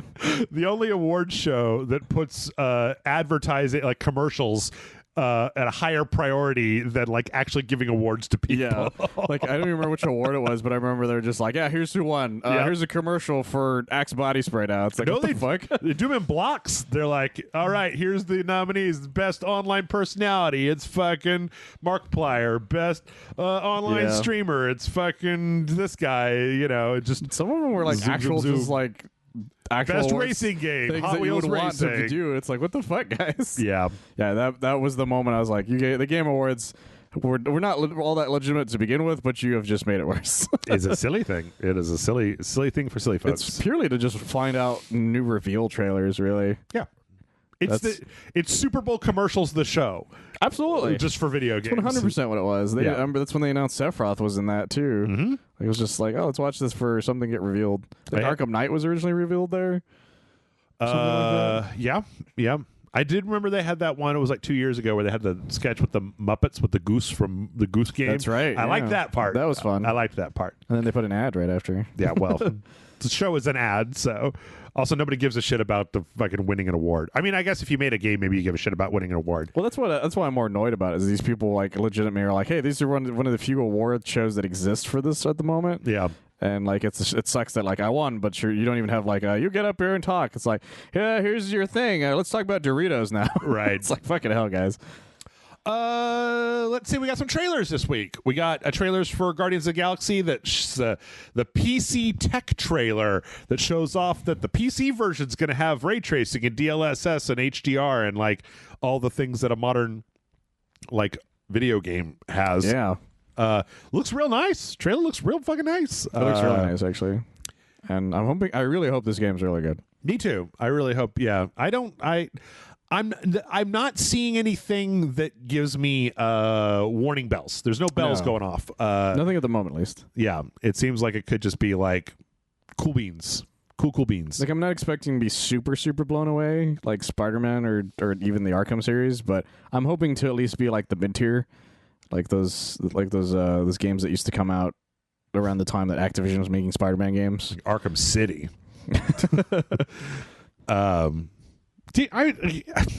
I think Arkham City is not as good as Arkham Asylum. No, it's not. It's definitely not as good as Arkham Asylum. It's got a lot of great moments in it, but I never think it's as good as Arkham Asylum. I feel like there's a lot of people out there who are just like, Arkham City is the best one, and I'm like, the what now? The who? I don't know. The issue I have with it is how fucking annoying it is to go back and forth between areas. Yeah. Whereas Arkham Asylum is this nice, like, fairly small area that you can go through very easily. I like it.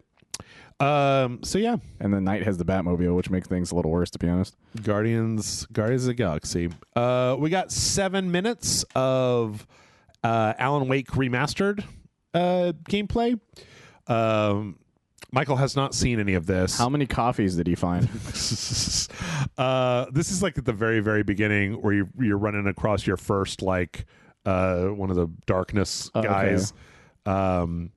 I mean, you know, like. It looks real sharp and nice. It's obviously not like redone from the ground up. Yeah. But it looks real sharp and nice. It's going to be 4K. It's going to be 60 frames per second.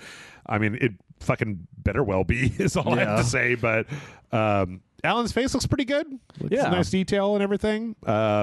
Holds up. I don't know. I see this more as an accessibility thing than I do as like a big oh my God, can you believe how good Alan Wake looks? Because even a moderate PC could play this game really well. Yeah, the issue came down to the fact that I don't think Alan Wake was easily accessible anymore. Yeah. As far as I know. Yeah. But I think, especially if it's DLC, I think. But I'm glad that people are going to finally be able to play these games, or play this game again, because I know it connects Control, of course, and they're talking about making another Alan Wake, so yeah. Yeah.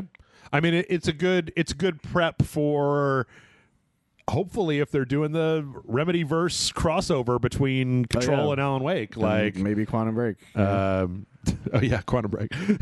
That's the other one that everyone forgets. It's the redheaded stepchild. It's a shame that Max Payne is not among them anymore. What if Alan Wake and Jesse Faden and Bob Quantum, or whatever his name is, all have to team up because Bob Quantum? I don't remember what his name is. I don't either, so I'm just not going to I just still think it's funny. Like Kevin Quantum, whatever. I don't know.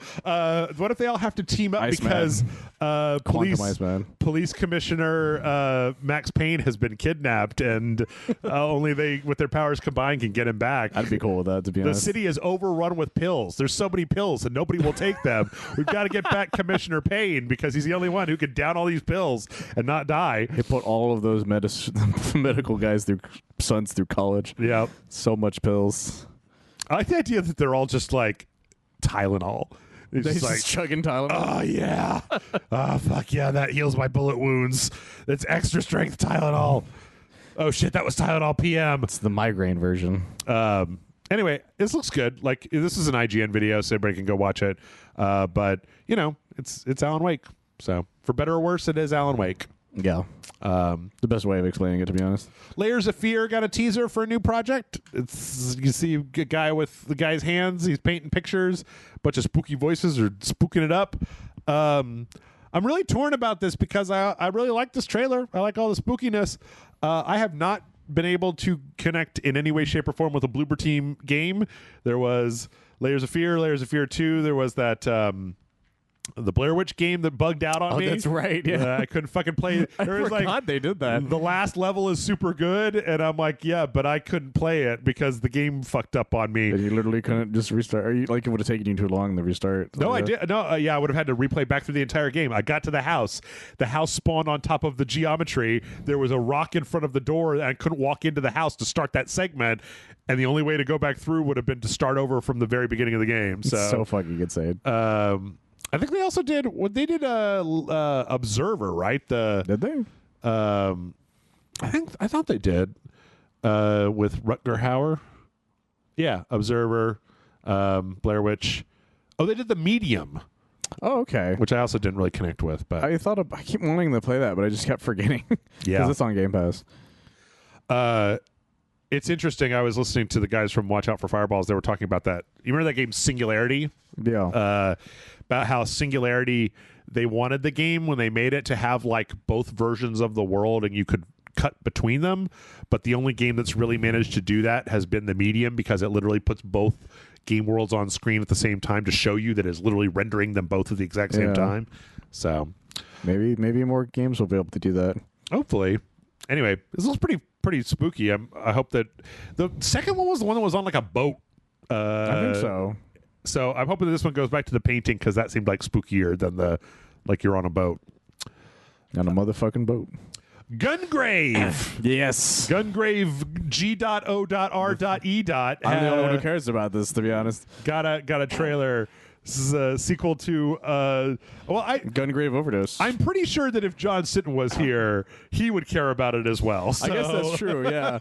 So yeah, my relationship with Gungrave is an interesting one. I bought the first one based on its cover originally when I was in like I want to say middle school or something. I don't remember. But I bought it used, and then I didn't realize it was super, super fucking short. Yeah.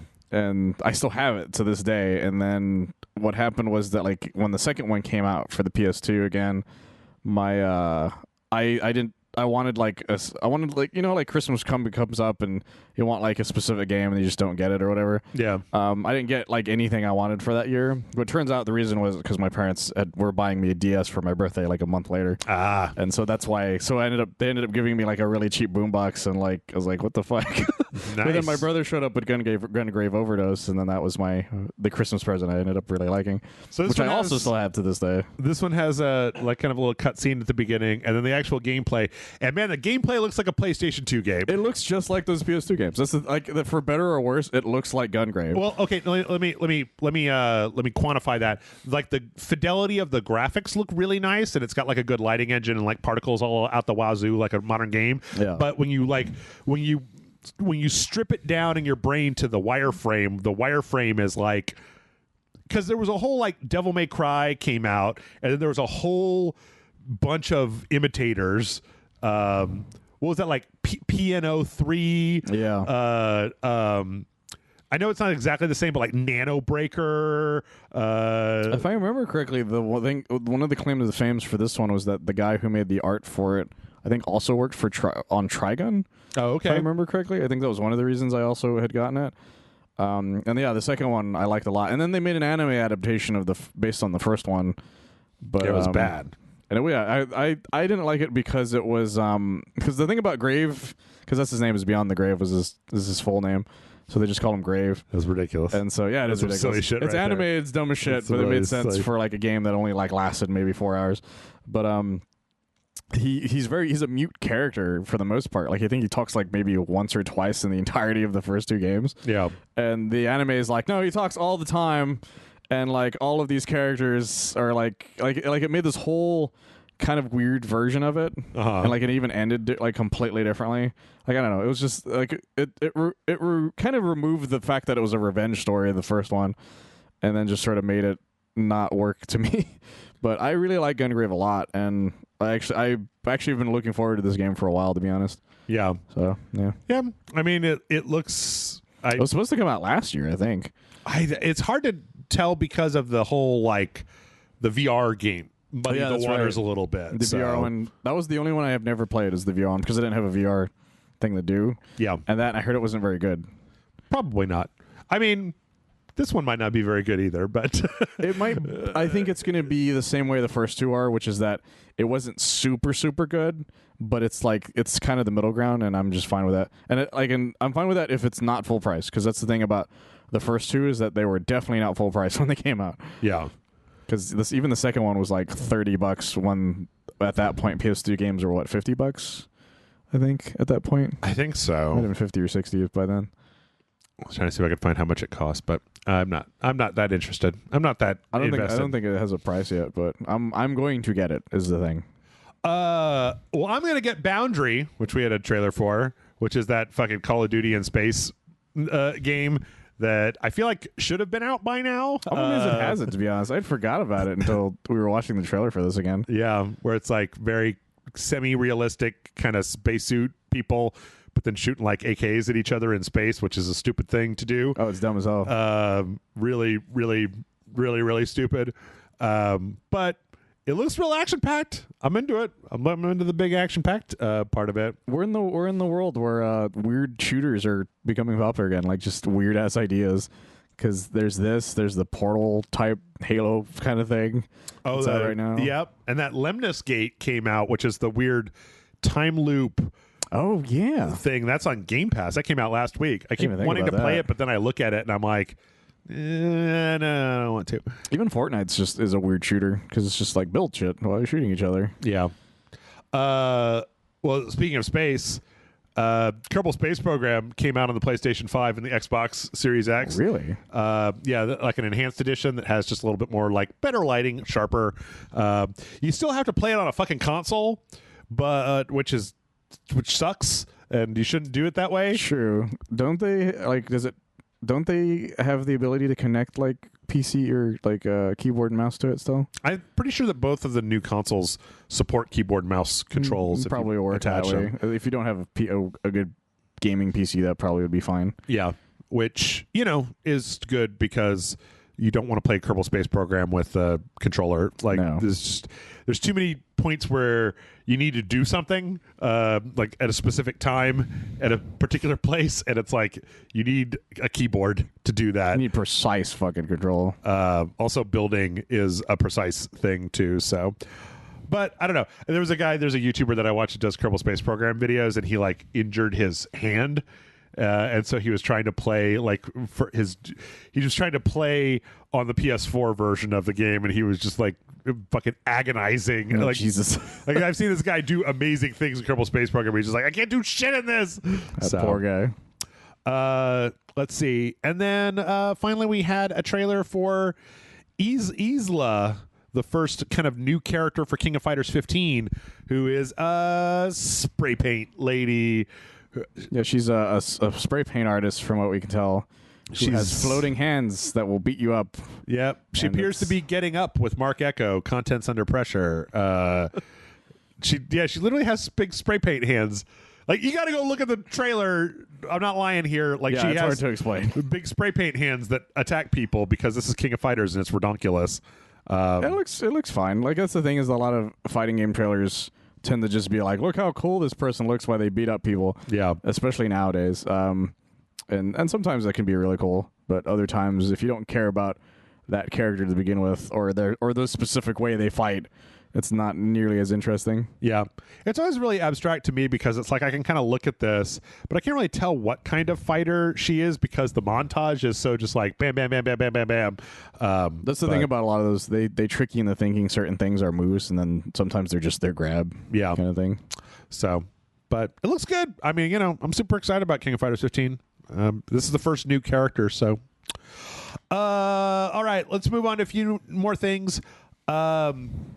That whole Grand Theft Auto HD thing, it got rated in Korea, so there's almost certainly this is the worst kept secret of all time. They should just fucking announce it already. Pretty much, yeah. Yeah. Are you interested in going back and playing any of the old Grand Theft Auto games? I would replay Vice City because Vice City I just really really like. The issue comes down to its soundtrack. Yeah. If they get like pretty much all of the soundtrack, if not all of it, at least the best ones out of it, I would totally replay Vice City if it was like a newer kind of way of playing it. And I like 3 enough, but and San Andreas, say what you will about San Andreas, that thing has one of the best lived-in worlds of a game I've ever played to this day. I think the main thing that I want out of these is the last time I tried to play, I think it was like, what was there like there was some version of San Andreas, I think it was like on the Xbox. It was like the Xbox version, and you could play it on the One or something. There was some re-release of San Andreas that I played where I was like, oh, this is before they had figured out how the fucking controls for this game should work. So the controls were really weird. Like it was they're all like that for the most part. Like everything's auto aim kind of thing, and it's a pain in the ass. Like the minigun in Vice City, like can't even go up or down. It's just like a left or right. Or like it didn't have the kind of like aim, fire, left trigger, right trigger stuff. Yeah, it was like face buttons to fire kind of thing. That's really the issue with those games more than anything, besides the soundtrack issue. Is that they're still their controls are so much more outdated now compared to everything. So that's what I'm hoping.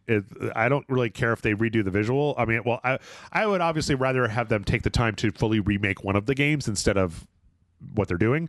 But I really hope that they redo the controls, that they make fucking sense. Or at least let you change them in some way. I don't know. Yeah. So, yeah, we got that. As mentioned previously, we got The Good Life is going to be on Game Pass with demo. We also talked about Scarlet Nexus and AI Somnium files on Xbox.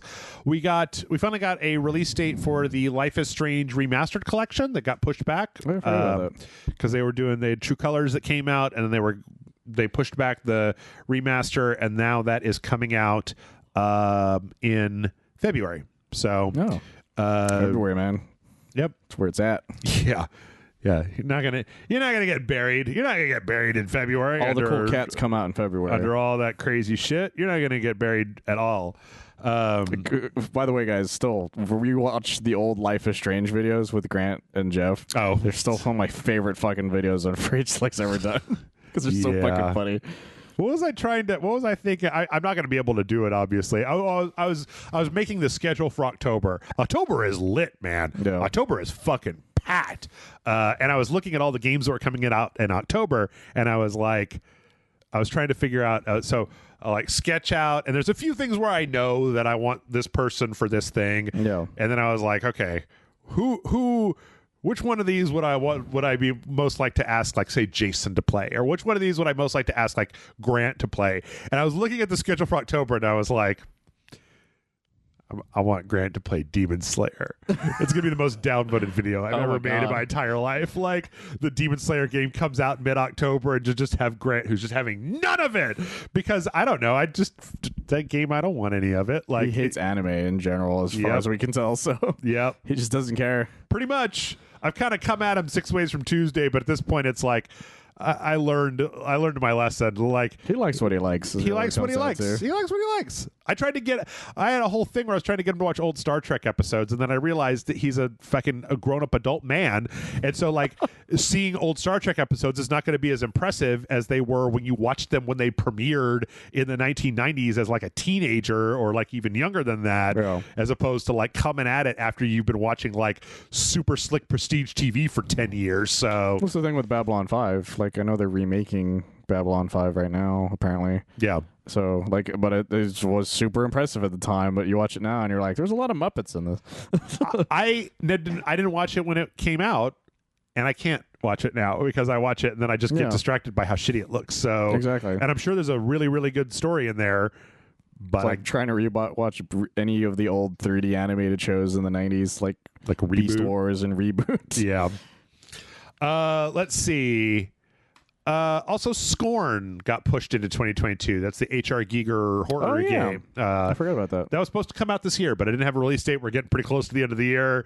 Honestly, October, November is pretty packed, so pushed it out into 2022. Isn't Scorn the name of a symbiote? Probably is. That sounds right.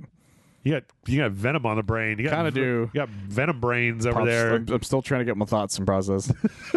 Okay. It's hard to review something that's batshit insane. Also, Earth Defense Force got pushed out to 2022. That was supposed to come. Earth Defense Force 6 was supposed to come out this year. Oh, that's right. It is not coming out this year. It is coming out next year instead. It's not February, is it?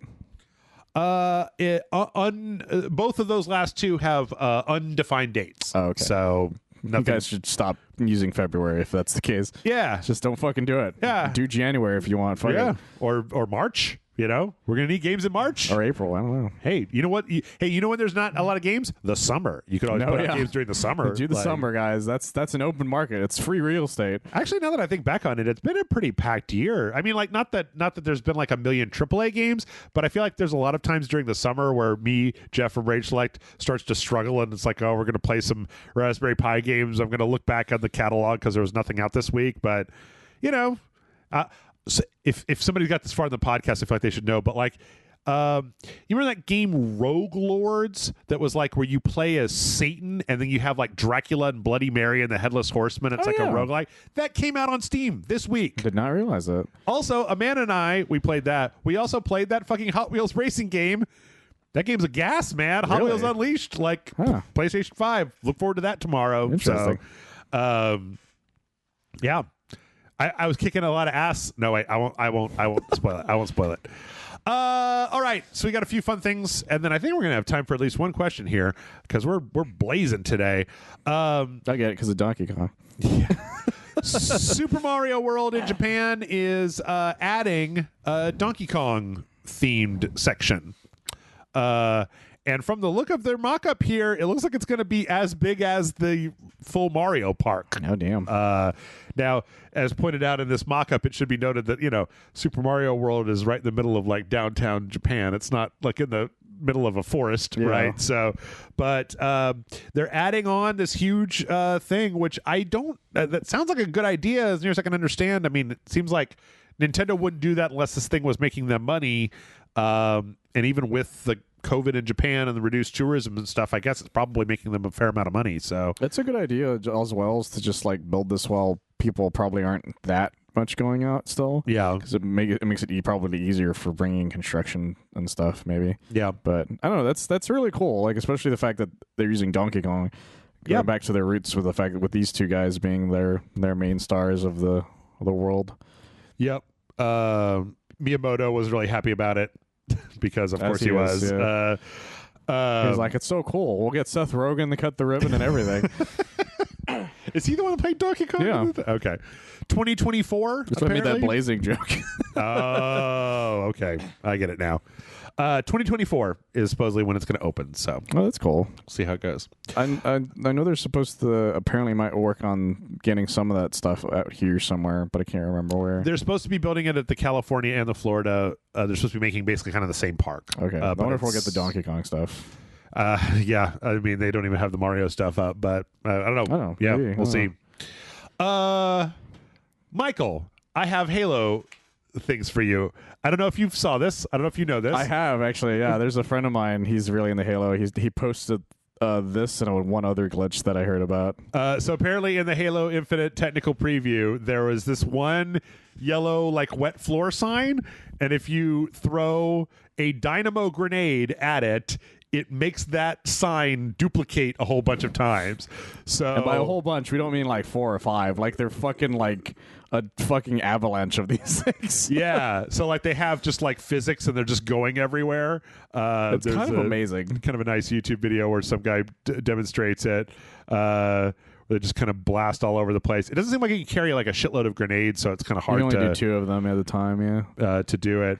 But then the other one apparently is like what if you if you swap weapons while doing a melee attack. Yeah, so if you melee and then swap and then melee again, instead of like doing like instead of it being kind of slow, you go full fucking Oda, and you can murder a person within seconds. And so you just end up going like, yeah, and so it's pretty amazing. Like I think this video itself might be the one where they put Odo over it. It was pretty just punching the shit out of people. Pretty funny. Oh, there's one other glitch I saw. I don't know if it's in this. No, I don't think so.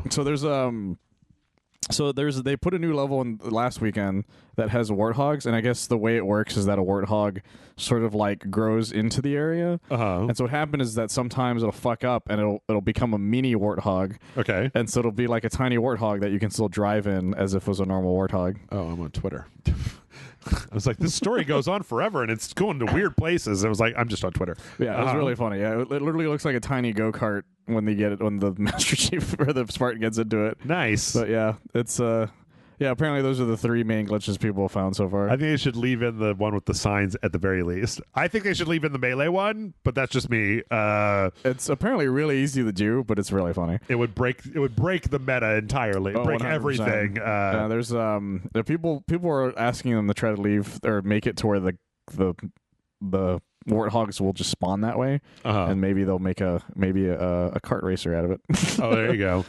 Well, speaking of tiny stuff, our last fun thing this week is there is a company that did a Kickstarter for this very, very, very small, actually workable little Game Boy. Oh my god! Where it's like a teensy tiny little Game Boy with a D-pad and some buttons on it, and it actually works. Like you can plug it in and you can put like games on it. It's got a little black and white screen. It's like smaller than a key, smaller than like a house key. It's real tiny. Like I don't know how you would actually even look at the screen or play on it, but like what is on it? Does it say? They're custom games. Okay, so it's not even like an actual. Okay, yeah, that would make sense. To be honest, it's programmable. It's a Kickstarter. They actually hit their Kickstarter real easy because they had a $15,000 goal and they got to 83,000. And this company is actually, you might have seen, they've made similar tiny like arcade cabinets. Oh yeah, my friend has a bunch of those. Yeah, so he bought a bunch of those arcade ones, and I think the TV ones, because I think they started coming out with those in like stores. Yeah. And this is a company in Ohio that does all this shit in Ohio. They they like manufacture it and everything. Yeah, he sends me like images of them every now and then. So, but it's got these really, really basic, like they're just black and white games, 1-bit games. Pretty cool stuff. Yeah, and that could be a little fun thing. I like the way it works. It's like it has like a pull on it, so you're pulling it on, kind of like a fucking lawnmower. Oh yeah, you pull the little cord and then it turns on. Yeah, so that's the show. We have about 15 minutes left. Let's answer some fucking questions. Sure. I forgot that was the thing that we did. I don't know. It's been a hot minute. I don't know if I'm getting better at going through everything, or there was just less news this week, and then we didn't spend as much time. I feel like we went on a lot of tangents this week, so we did. I don't know, which is why it's surprising, to be honest. I don't know. I'm pretty sure that we haven't answered this question. I know this person sent it in twice, and so I'm going to read it, and you tell me if you remember ever hearing this one. I'm sure I do. It's about horror movie prequel characters. Yeah, then I definitely don't know. So Chris writes in and says, hey, Jeff and Michael, Chris here, this time with a much shorter question than last time. And then there's like a huge paragraph. It's pretty big. Last night I watched Leatherface, which is an origin story about Leatherface as a kid/teen. And while some may have not liked the twist, I really enjoyed it. 3 out of 5 stars. I thought it was a refreshing take on a horror character told in an interesting way. I also liked how Chapter 1 and 2 gave some insight into the origins of Pennywise. A lot better than so many horror movie franchises that have crappy prequels/sequels and reboots. I honestly like when horror movies give backstory to a character, but unfortunately most of these movies are bad. So my question is this: what, in your opinion, makes a good horror movie prequel/sequel? Is it the amount of questions answered, or can there be too many questions answered that ruins the mystery? Is it staying faithful to the old characters or adding something new and different? Do too many movies ruin the series? I'll let you answer how you want. Take it from there. And it says, here is my list of movies/characters with origin background stories to refresh your memory. Oh, the Rob Zombie Halloween, the Friday the 13th, Paranormal Activity, I guess. the Nightmare on Elm Street, Jigsaw, Chucky, It, So Hannibal all of Lecter. these have had a prequel, is what he's saying. Oh yeah. Because there is a Paranormal Activity prequel. Kind of thing. That's it for now from Chris. And then Chris wrote this, so I'm going to read it. It says, P.S. I unsubscribed to all the OnlyFans subscriptions, so now I have plenty of money left over, so I can pledge money to you, Jeff. Yes, I know porn is free. I was in a dark place. Bye. It happens, I Okay, guess. sure, I don't know. You were paying these women's bills. That's fine. I guess. I have paid for pornography in the past. Everybody has. Like, Eventually. if you don't have the money to pay for pornography, then I don't feel like you have to pay for pornography. But if you do have the money to pay for pornography, you should pay for pornography. I have actually subscribed to a OnlyFans here and there, and usually it's because it's somebody I know, and it's just like I just want to support them real quick. I really wish that I had any fucking reason to go over the whole like OnlyFans is going to stop doing porn, and then they fucking spent 2 weeks just getting shit blasted on the internet, and then they reversed and they were like, okay, I guess you could still fucking do porno. Yeah, usually I just do it for like the month because it's like they want like $10 or something, and then I just never look at it ever again. Or look at it in general, to be honest. Don't tell me these things. My credit card number is in my password manager, and I get drunk a lot. Do not do that.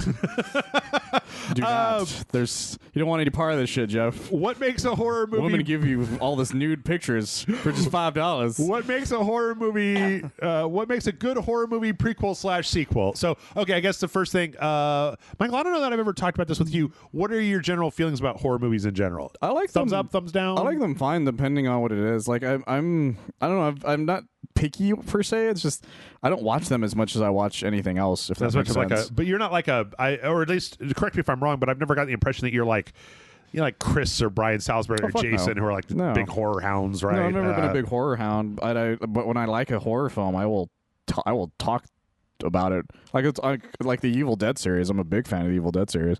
Like if I was a horror nut, it would be that specific series. Wait, hold on. Before we move forward, I have a very important question to ask you. Did you watch *Malignant*? No. Okay, I didn't either. No, I didn't. Yeah, everyone was like, "Watch *Malignant." I'm like, "No, I'm going to do it just because you fucking keep saying it. I'm just not going to do it now." Everyone says it's fine, but I don't know. The last movie that I watched was I think the last big horror movie that I watched was The Bye Bye Man that I talked about a while back. I don't even remember what the last horror movie. It had to have been something I reviewed. Oh no! I mean, I watched. I guess the last horror thing that I watched was probably Brand New Cherry Flavor that I really enjoyed. Is that? Oh, I haven't seen that. So it's that is definitely horror. And I guess you could even. I guess some people have been like, Matt and I were talking about this last week, where it was like. Or I guess those videos aren't out yet. Where it's like, is Squid Game horror? It's like, well, it's violent. It's like a thriller, I think. Yeah, more than anything. But that's the issue. That's the issue is when does horror become a thriller and when does thriller become a horror thing? So that's an argument that we're not capable of having. What makes a good horror movie prequel/sequel then? I think a lot of the time. At least what makes a prequel or a sequel, or is it the things that ruin that? Because I'm going to answer the ruined ones more right away. Because that one I always have opinions on. Because even games do this. Sure. Whereas where they explain too much of it. Yeah. And then it gets to the point where you're like, oh, well, that was not nearly as cool as I thought it would be. Like when you find out Vamp is just fucking nanomachines, for instance. Like, oh, it was a lot cooler when he was just a weird fucking buy a shit vampire or like that was a lot cooler than just nanomachines kind of thing. And that just becomes kind of annoying. And a lot of horror movies like to do that, where they'd be like, he's not just like a crazy serial killer. He's pumped full of magic or some shit. I like the idea that you were specifically making an argument that Vamp's backstory keeps ruining horror movies. Like Freddy Krueger used to be cool, and then they had that prequel where it just turned out he had gay nanomachines. Exactly. Turns out Freddy Krueger was full of nanomachines this whole time. He was. Turns out it was part of the Matrix, and he was going into people's minds. Yeah. Anyway, actually, that would not make a bad movie, to be honest. That would be interesting. I'd be cool with that, like a Matrix movie where, like, instead of like Freddy Krueger, it's like a dude like going into like where the pods are people and just like jamming into them and going into their heads. Yeah. I don't like horror sequels very much. They rarely ever work out. I mean, like, okay, I like Hellraiser 2 because it really upped the ante on the Hellraiser universe. I liked idea. Like my favorite horror sequel, and I will say I think it's because it's a perfect movie, is The Evil Dead 2. Okay. Because it also ups the ante, but it doesn't try to change anything that's happened before it. Right. All it does is it just adds a little more to it. Just makes it better. That's the thing. Like, okay, that's actually kind of my answer. Is like if it adds to it without making anything in the past sound ridiculous, kind of thing, then it works really well for me. Like the Halloween and Halloween 2, I think, is a good example of that. Is because it didn't become batshit insane until after that kind of thing. Even with the Jason films, it was like he was still like for the most part a guy. Yeah. Until it was like, and then they stabbed the thing in his grave, and then he got brought back to life with lightning, and then he's just a zombie. It's like, well, that's not nearly as interesting. Now he's a space cyborg. Yeah. Okay, so I'm going to say that most of the time I do not like the prequels, and I think that the problem is that there's this weird. I think there's this weird calculation that's happened where it's like we used to have very archetypical characters, and it was like, okay, I'm cool with that. And then in a few types of stories, movies and TV or whatever, it was like, oh, but here's the tragic backstory of the bad guy that makes them more interesting. And everybody was like, oh, that does make them more interesting. And so the lesson learned was one of those dumbass Hollywood things where it's like, so if we've written ourselves into a corner with sequels, we can always do a prequel because we can explain why their person became that thing. But they forget that with horror, or for me at least, with horror specifically, the less you explain, the more upsetting it is. Oh, 100%. Because fear of the unknown, was that a Lovecraft quote? The greatest fear is fear of the unknown or whatever. We're like, when you watch the original Texas Chainsaw Massacre and it's like, I don't have any fucking idea who these people are or what the fuck they're doing. I don't know why Leatherface wears a people face and a wig, and like, why does he use a chainsaw? It's just upsetting that it's happening. Yeah, it's like, so like the more you explain that, the less. I thought Slender Man was very, very scary early on, and then the more that Slender Man got talked about, the less scary it fucking got. Like the SCP Foundation was kind of a creepy, interesting thing early on, but then like the more that gets explained and talked about, and the more that there is, the less spooky it gets to me. Like, I'm a big fan of the like, what the fuck even is going on, as opposed to, here, let me lay it all out for you, let me explain how all this shit happened. Well, that was the point I was making with the vamp thing. Yeah, kind of thing. It's just like the fear of the fact that you're like, I just don't know what's going on to begin with. Like, like it's just upsetting that this is happening to these people. Like birds. Like, you don't need to know why the birds have lost their goddamn mind, kind of thing. You just need to know that birds lost their goddamn mind. Yep.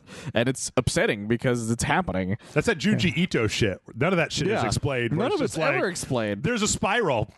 It fucked everything up. Like, it's fucked everybody to death. It fucked everybody to spiral death. My favorite example is the honey one. Mm-hmm. That's what it is, right? Have you ever heard that one? Which one? There's one where it's like this person has this like thing of honey, and they're like, it's super good, but if you eat it, there's a possibility that you'll just be fucking like flattened, like you'll just fucking die. Oh, like, and so somebody like eats it, and they're like, I don't believe whatever, and then they come back and they're just like literally like a pancake on the ground. Yeah, because it's just like slammed down on them. Or the mountain one, right? Yeah, this like, is my hole. This is my hole. I gotta go in this hole, and then like it keeps contracting until they come out the other side all fucked up. And it explains no a little explanation. Like, there's the littlest of explanations for both of them. Like, because the ending of the honey one or whatever is like it shows this like area with these like giant plants that have portals and shit that, like, when I guess it senses somebody ate it, it just fucking flattens them. But there's no explanation for why this thing exists. Yeah. There's no explanation for who got them to begin with. Or like, there was that one where it's like, one day giant balloon heads of people with nooses on the bottom came out, and they like chased the people whose heads they are down until they managed to noose them and drag them up into the sky, and they taunt you and stuff. My favorite part of that is the funniest part of that one, which is the fact that like they're like, everyone stay indoors, but the dad's like, I gotta go to work. Just fucking goes outside, and of course he gets killed, but you're like, what the fuck? So, you know what? There is one, I want to point out some of the ones that I do like. Have you ever watched the original Japanese Ring movie? I have. Okay. The first one's really good. Have you ever watched Ring Zero? No. Ring I've Zero. heard good things, though. Ring Zero is a fucking mind trip because it's Sadako in high school getting bullied because she's not pretty enough. And like it's Carrie. It's like she has these psychic powers. And the whole point of the movie is like because she's got a crush on this dude. It's a high school drama. It's just that she has these psychic powers, and like the whole movie is this question about like, is she going to end up becoming a monster, or is she going to end up like taming her fears and like learning how to control her rage for good? And of course, if you watched the original, you know the answer to this. Yeah. But it was just interesting because it was like a completely different genre where it was or Happy Death Day to You, where it went from being like a comedy to like a sci-fi movie. Or there was like a horror comedy to a sci-fi comedy where they were trying to figure out the way the time loop worked and everything. Like, and it was really weird. Well, that's a good example of what I meant when it's like when it adds to it. Yeah. It never like makes what happened before weird or ridiculous kind of, or try to explain what that much to begin with. Halloween 3, because there's nothing to do with Michael Myers. It's true. It has nothing to do with Michael Myers, which is a shame that they didn't keep doing what they wanted to do, which was like a series of anthologies. Mm-hmm. They fucked up by making that second one also be about Michael Myers. It's really what happened. I'm trying to think of other, I do like the Friday the 13th sequel, or the Nightmare on Elm Street sequels, because they just kept getting more fucking ridiculous. That's one of the few where it goes the opposite direction. Yeah, where it still doesn't really explain anything, but it just gets more silly. Yeah, but it somehow becomes more enjoyable that way.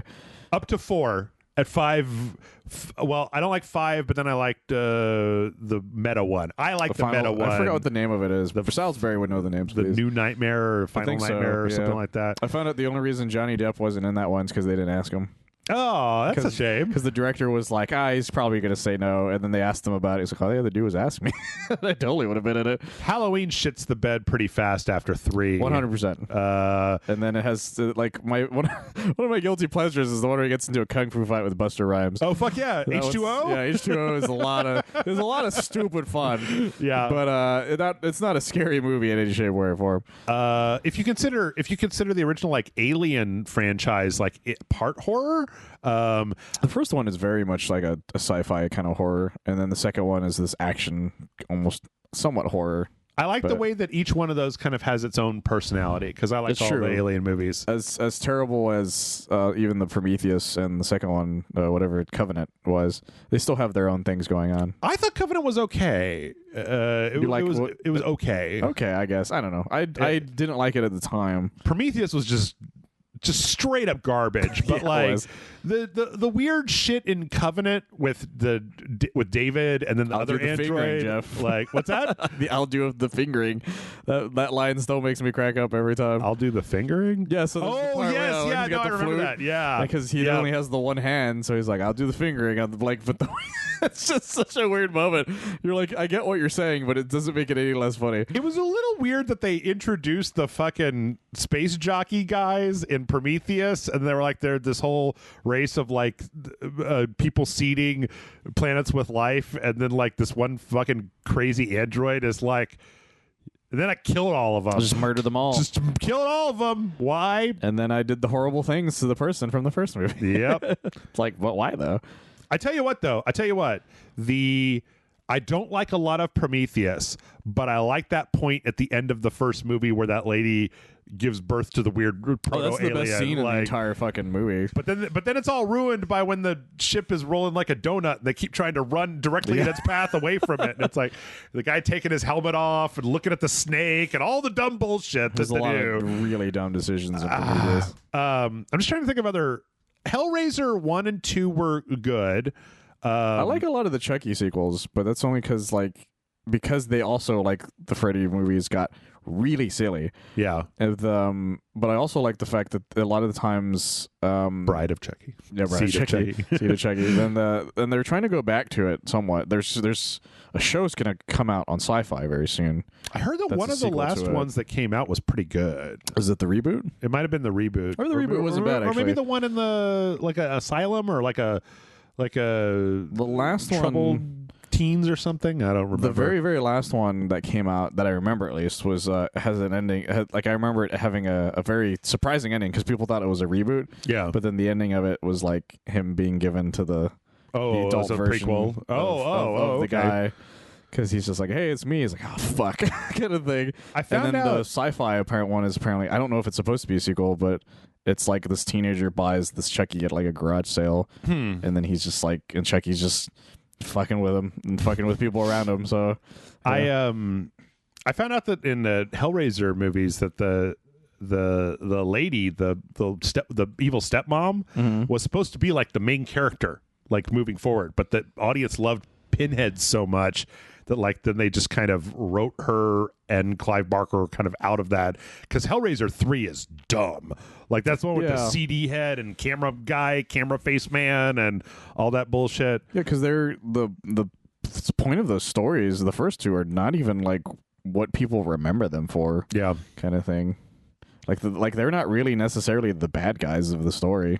I'm trying to remember what other movies have had a lot of sequels. I guess I could refer to this list. There's Jigsaw. I think Jigsaw got fucking stupid because they killed off Jigsaw in 2, and then they had to keep making more and more elaborate, like, oh, I saw 50 moves ahead, and I planned this 100 years ago. That's like, one of those prequels I actually kind of enjoyed somewhat because their explanation for why he did what he did actually was one of the more believable explanations for somebody doing something fucking crazy.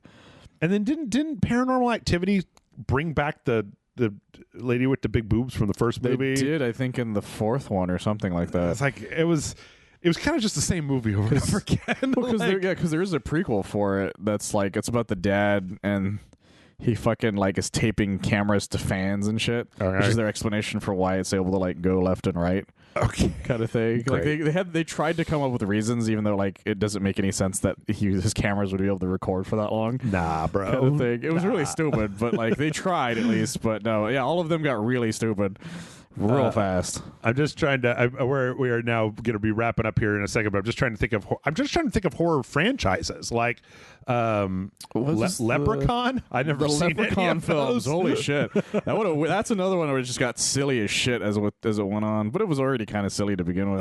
Final Destination. Final Destination is a fun set of. Final Destination 2 is the best of that series, hands down. Saw, Final Destination, Nightmare. The Conjuring. I hate The Conjuring. Conjuring's a weird set of them. I know those have some George voice. Romero's Dead. I don't know. I like Night of the Living Dead, and I'm okay with Dawn of the Dead. It pisses me off a little bit. Day of the Dead, I actually somehow better. Don't care for. I'm not going off on a Zack Snyder rant when we're already at the end of the podcast. Well, it's written by fucking James Gunn, so yeah. Alien.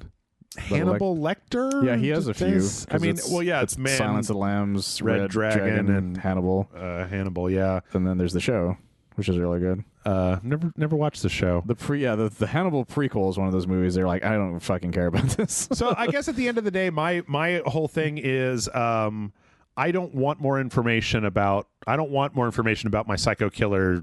Qu'est-ce que c'est? It depends on what it is. Sometimes it's interesting to find out some of it. If it makes sense. Yeah. And sometimes it's like the more you explain it, it just is like, well, that doesn't make any sense. I'll tell you right now, it was on that list. I didn't say it because I don't really consider. Well, I guess okay. No. Predator is a slasher movie. The original Predator is a slasher movie. Yeah. I truly and honestly believe that the more you explain about the Predator, the worse Predator gets. Oh, 100%. That like they cannot fucking help themselves with wanting to show you the Predator homeworld, the Predator's hunting dogs, the Predator's trophy case. And it was like, no, the less we knew about Predator, the better. And for the rest of my life, I will never get my wish. But my wish is to see a movie with no marketing or no anything that's just some fucking like cop movie. And halfway through, those fucking 3 dots come up on that criminal and his head blows up. And it's like, oh shit, this is a Predator movie. Like, I think that the coolest thing about Predator was that you didn't know what a Predator was when you watched Predator. But absolutely. If you could find, it's just like the same way that I think that the best Silent Hill game in the world would be you playing another game and you don't know, you're just like playing some other game and then suddenly that fucking siren goes off and all the world starts crack-a-lacking away and you're like, oh shit, this is a Silent Hill game. The problem is that the internet would not be able to keep its mouth shut at all. No. It would get leaked before the game came out, and then the marketing guys would never let you market a game without market a stealth Silent Hill game. Yeah, they immediately would have done it. But so I finally there's another answer to it that I thought of, which is that making them the good guy a lot of the times. That one varies though, depending on what it is. Like I don't think Terminator is a horror film kind of thing. No, but I mean like when fucking like the Don't Breathe thing. The first movie is like really is a fucked up movie. Yeah. And then the second one's like, yeah, this guy that like, chained up a woman and like forcefully impregnated her or whatever. He's the hero of the second one. You're like, is he? No, fuck off. I didn't know that. Gross. Yeah, that was the thing that everyone was so pissed off about the second one even coming out. What? Because like he's the hero of the story now. It's like, but why though? But why would you do such a thing? Yeah. Like I heard they kind of address it still, but it's still like, but you still made him the hero of the story kind of thing. Why? Exactly. Like, sometimes just don't do that. Just don't fucking do that. Just imagine me saying it like in Galaxy Quest when the guy doesn't understand and explain acting to him. That's it. That's the end. We're ending with Galaxy Quest. Michael, tell the people where they can find you on the internet. You can find me on oneofus.net. Hopefully soon we'll have a review for Let There Be Carnage. Cool. Well, this will be going up on Sunday, so I'm assuming it'll be pretty close to that.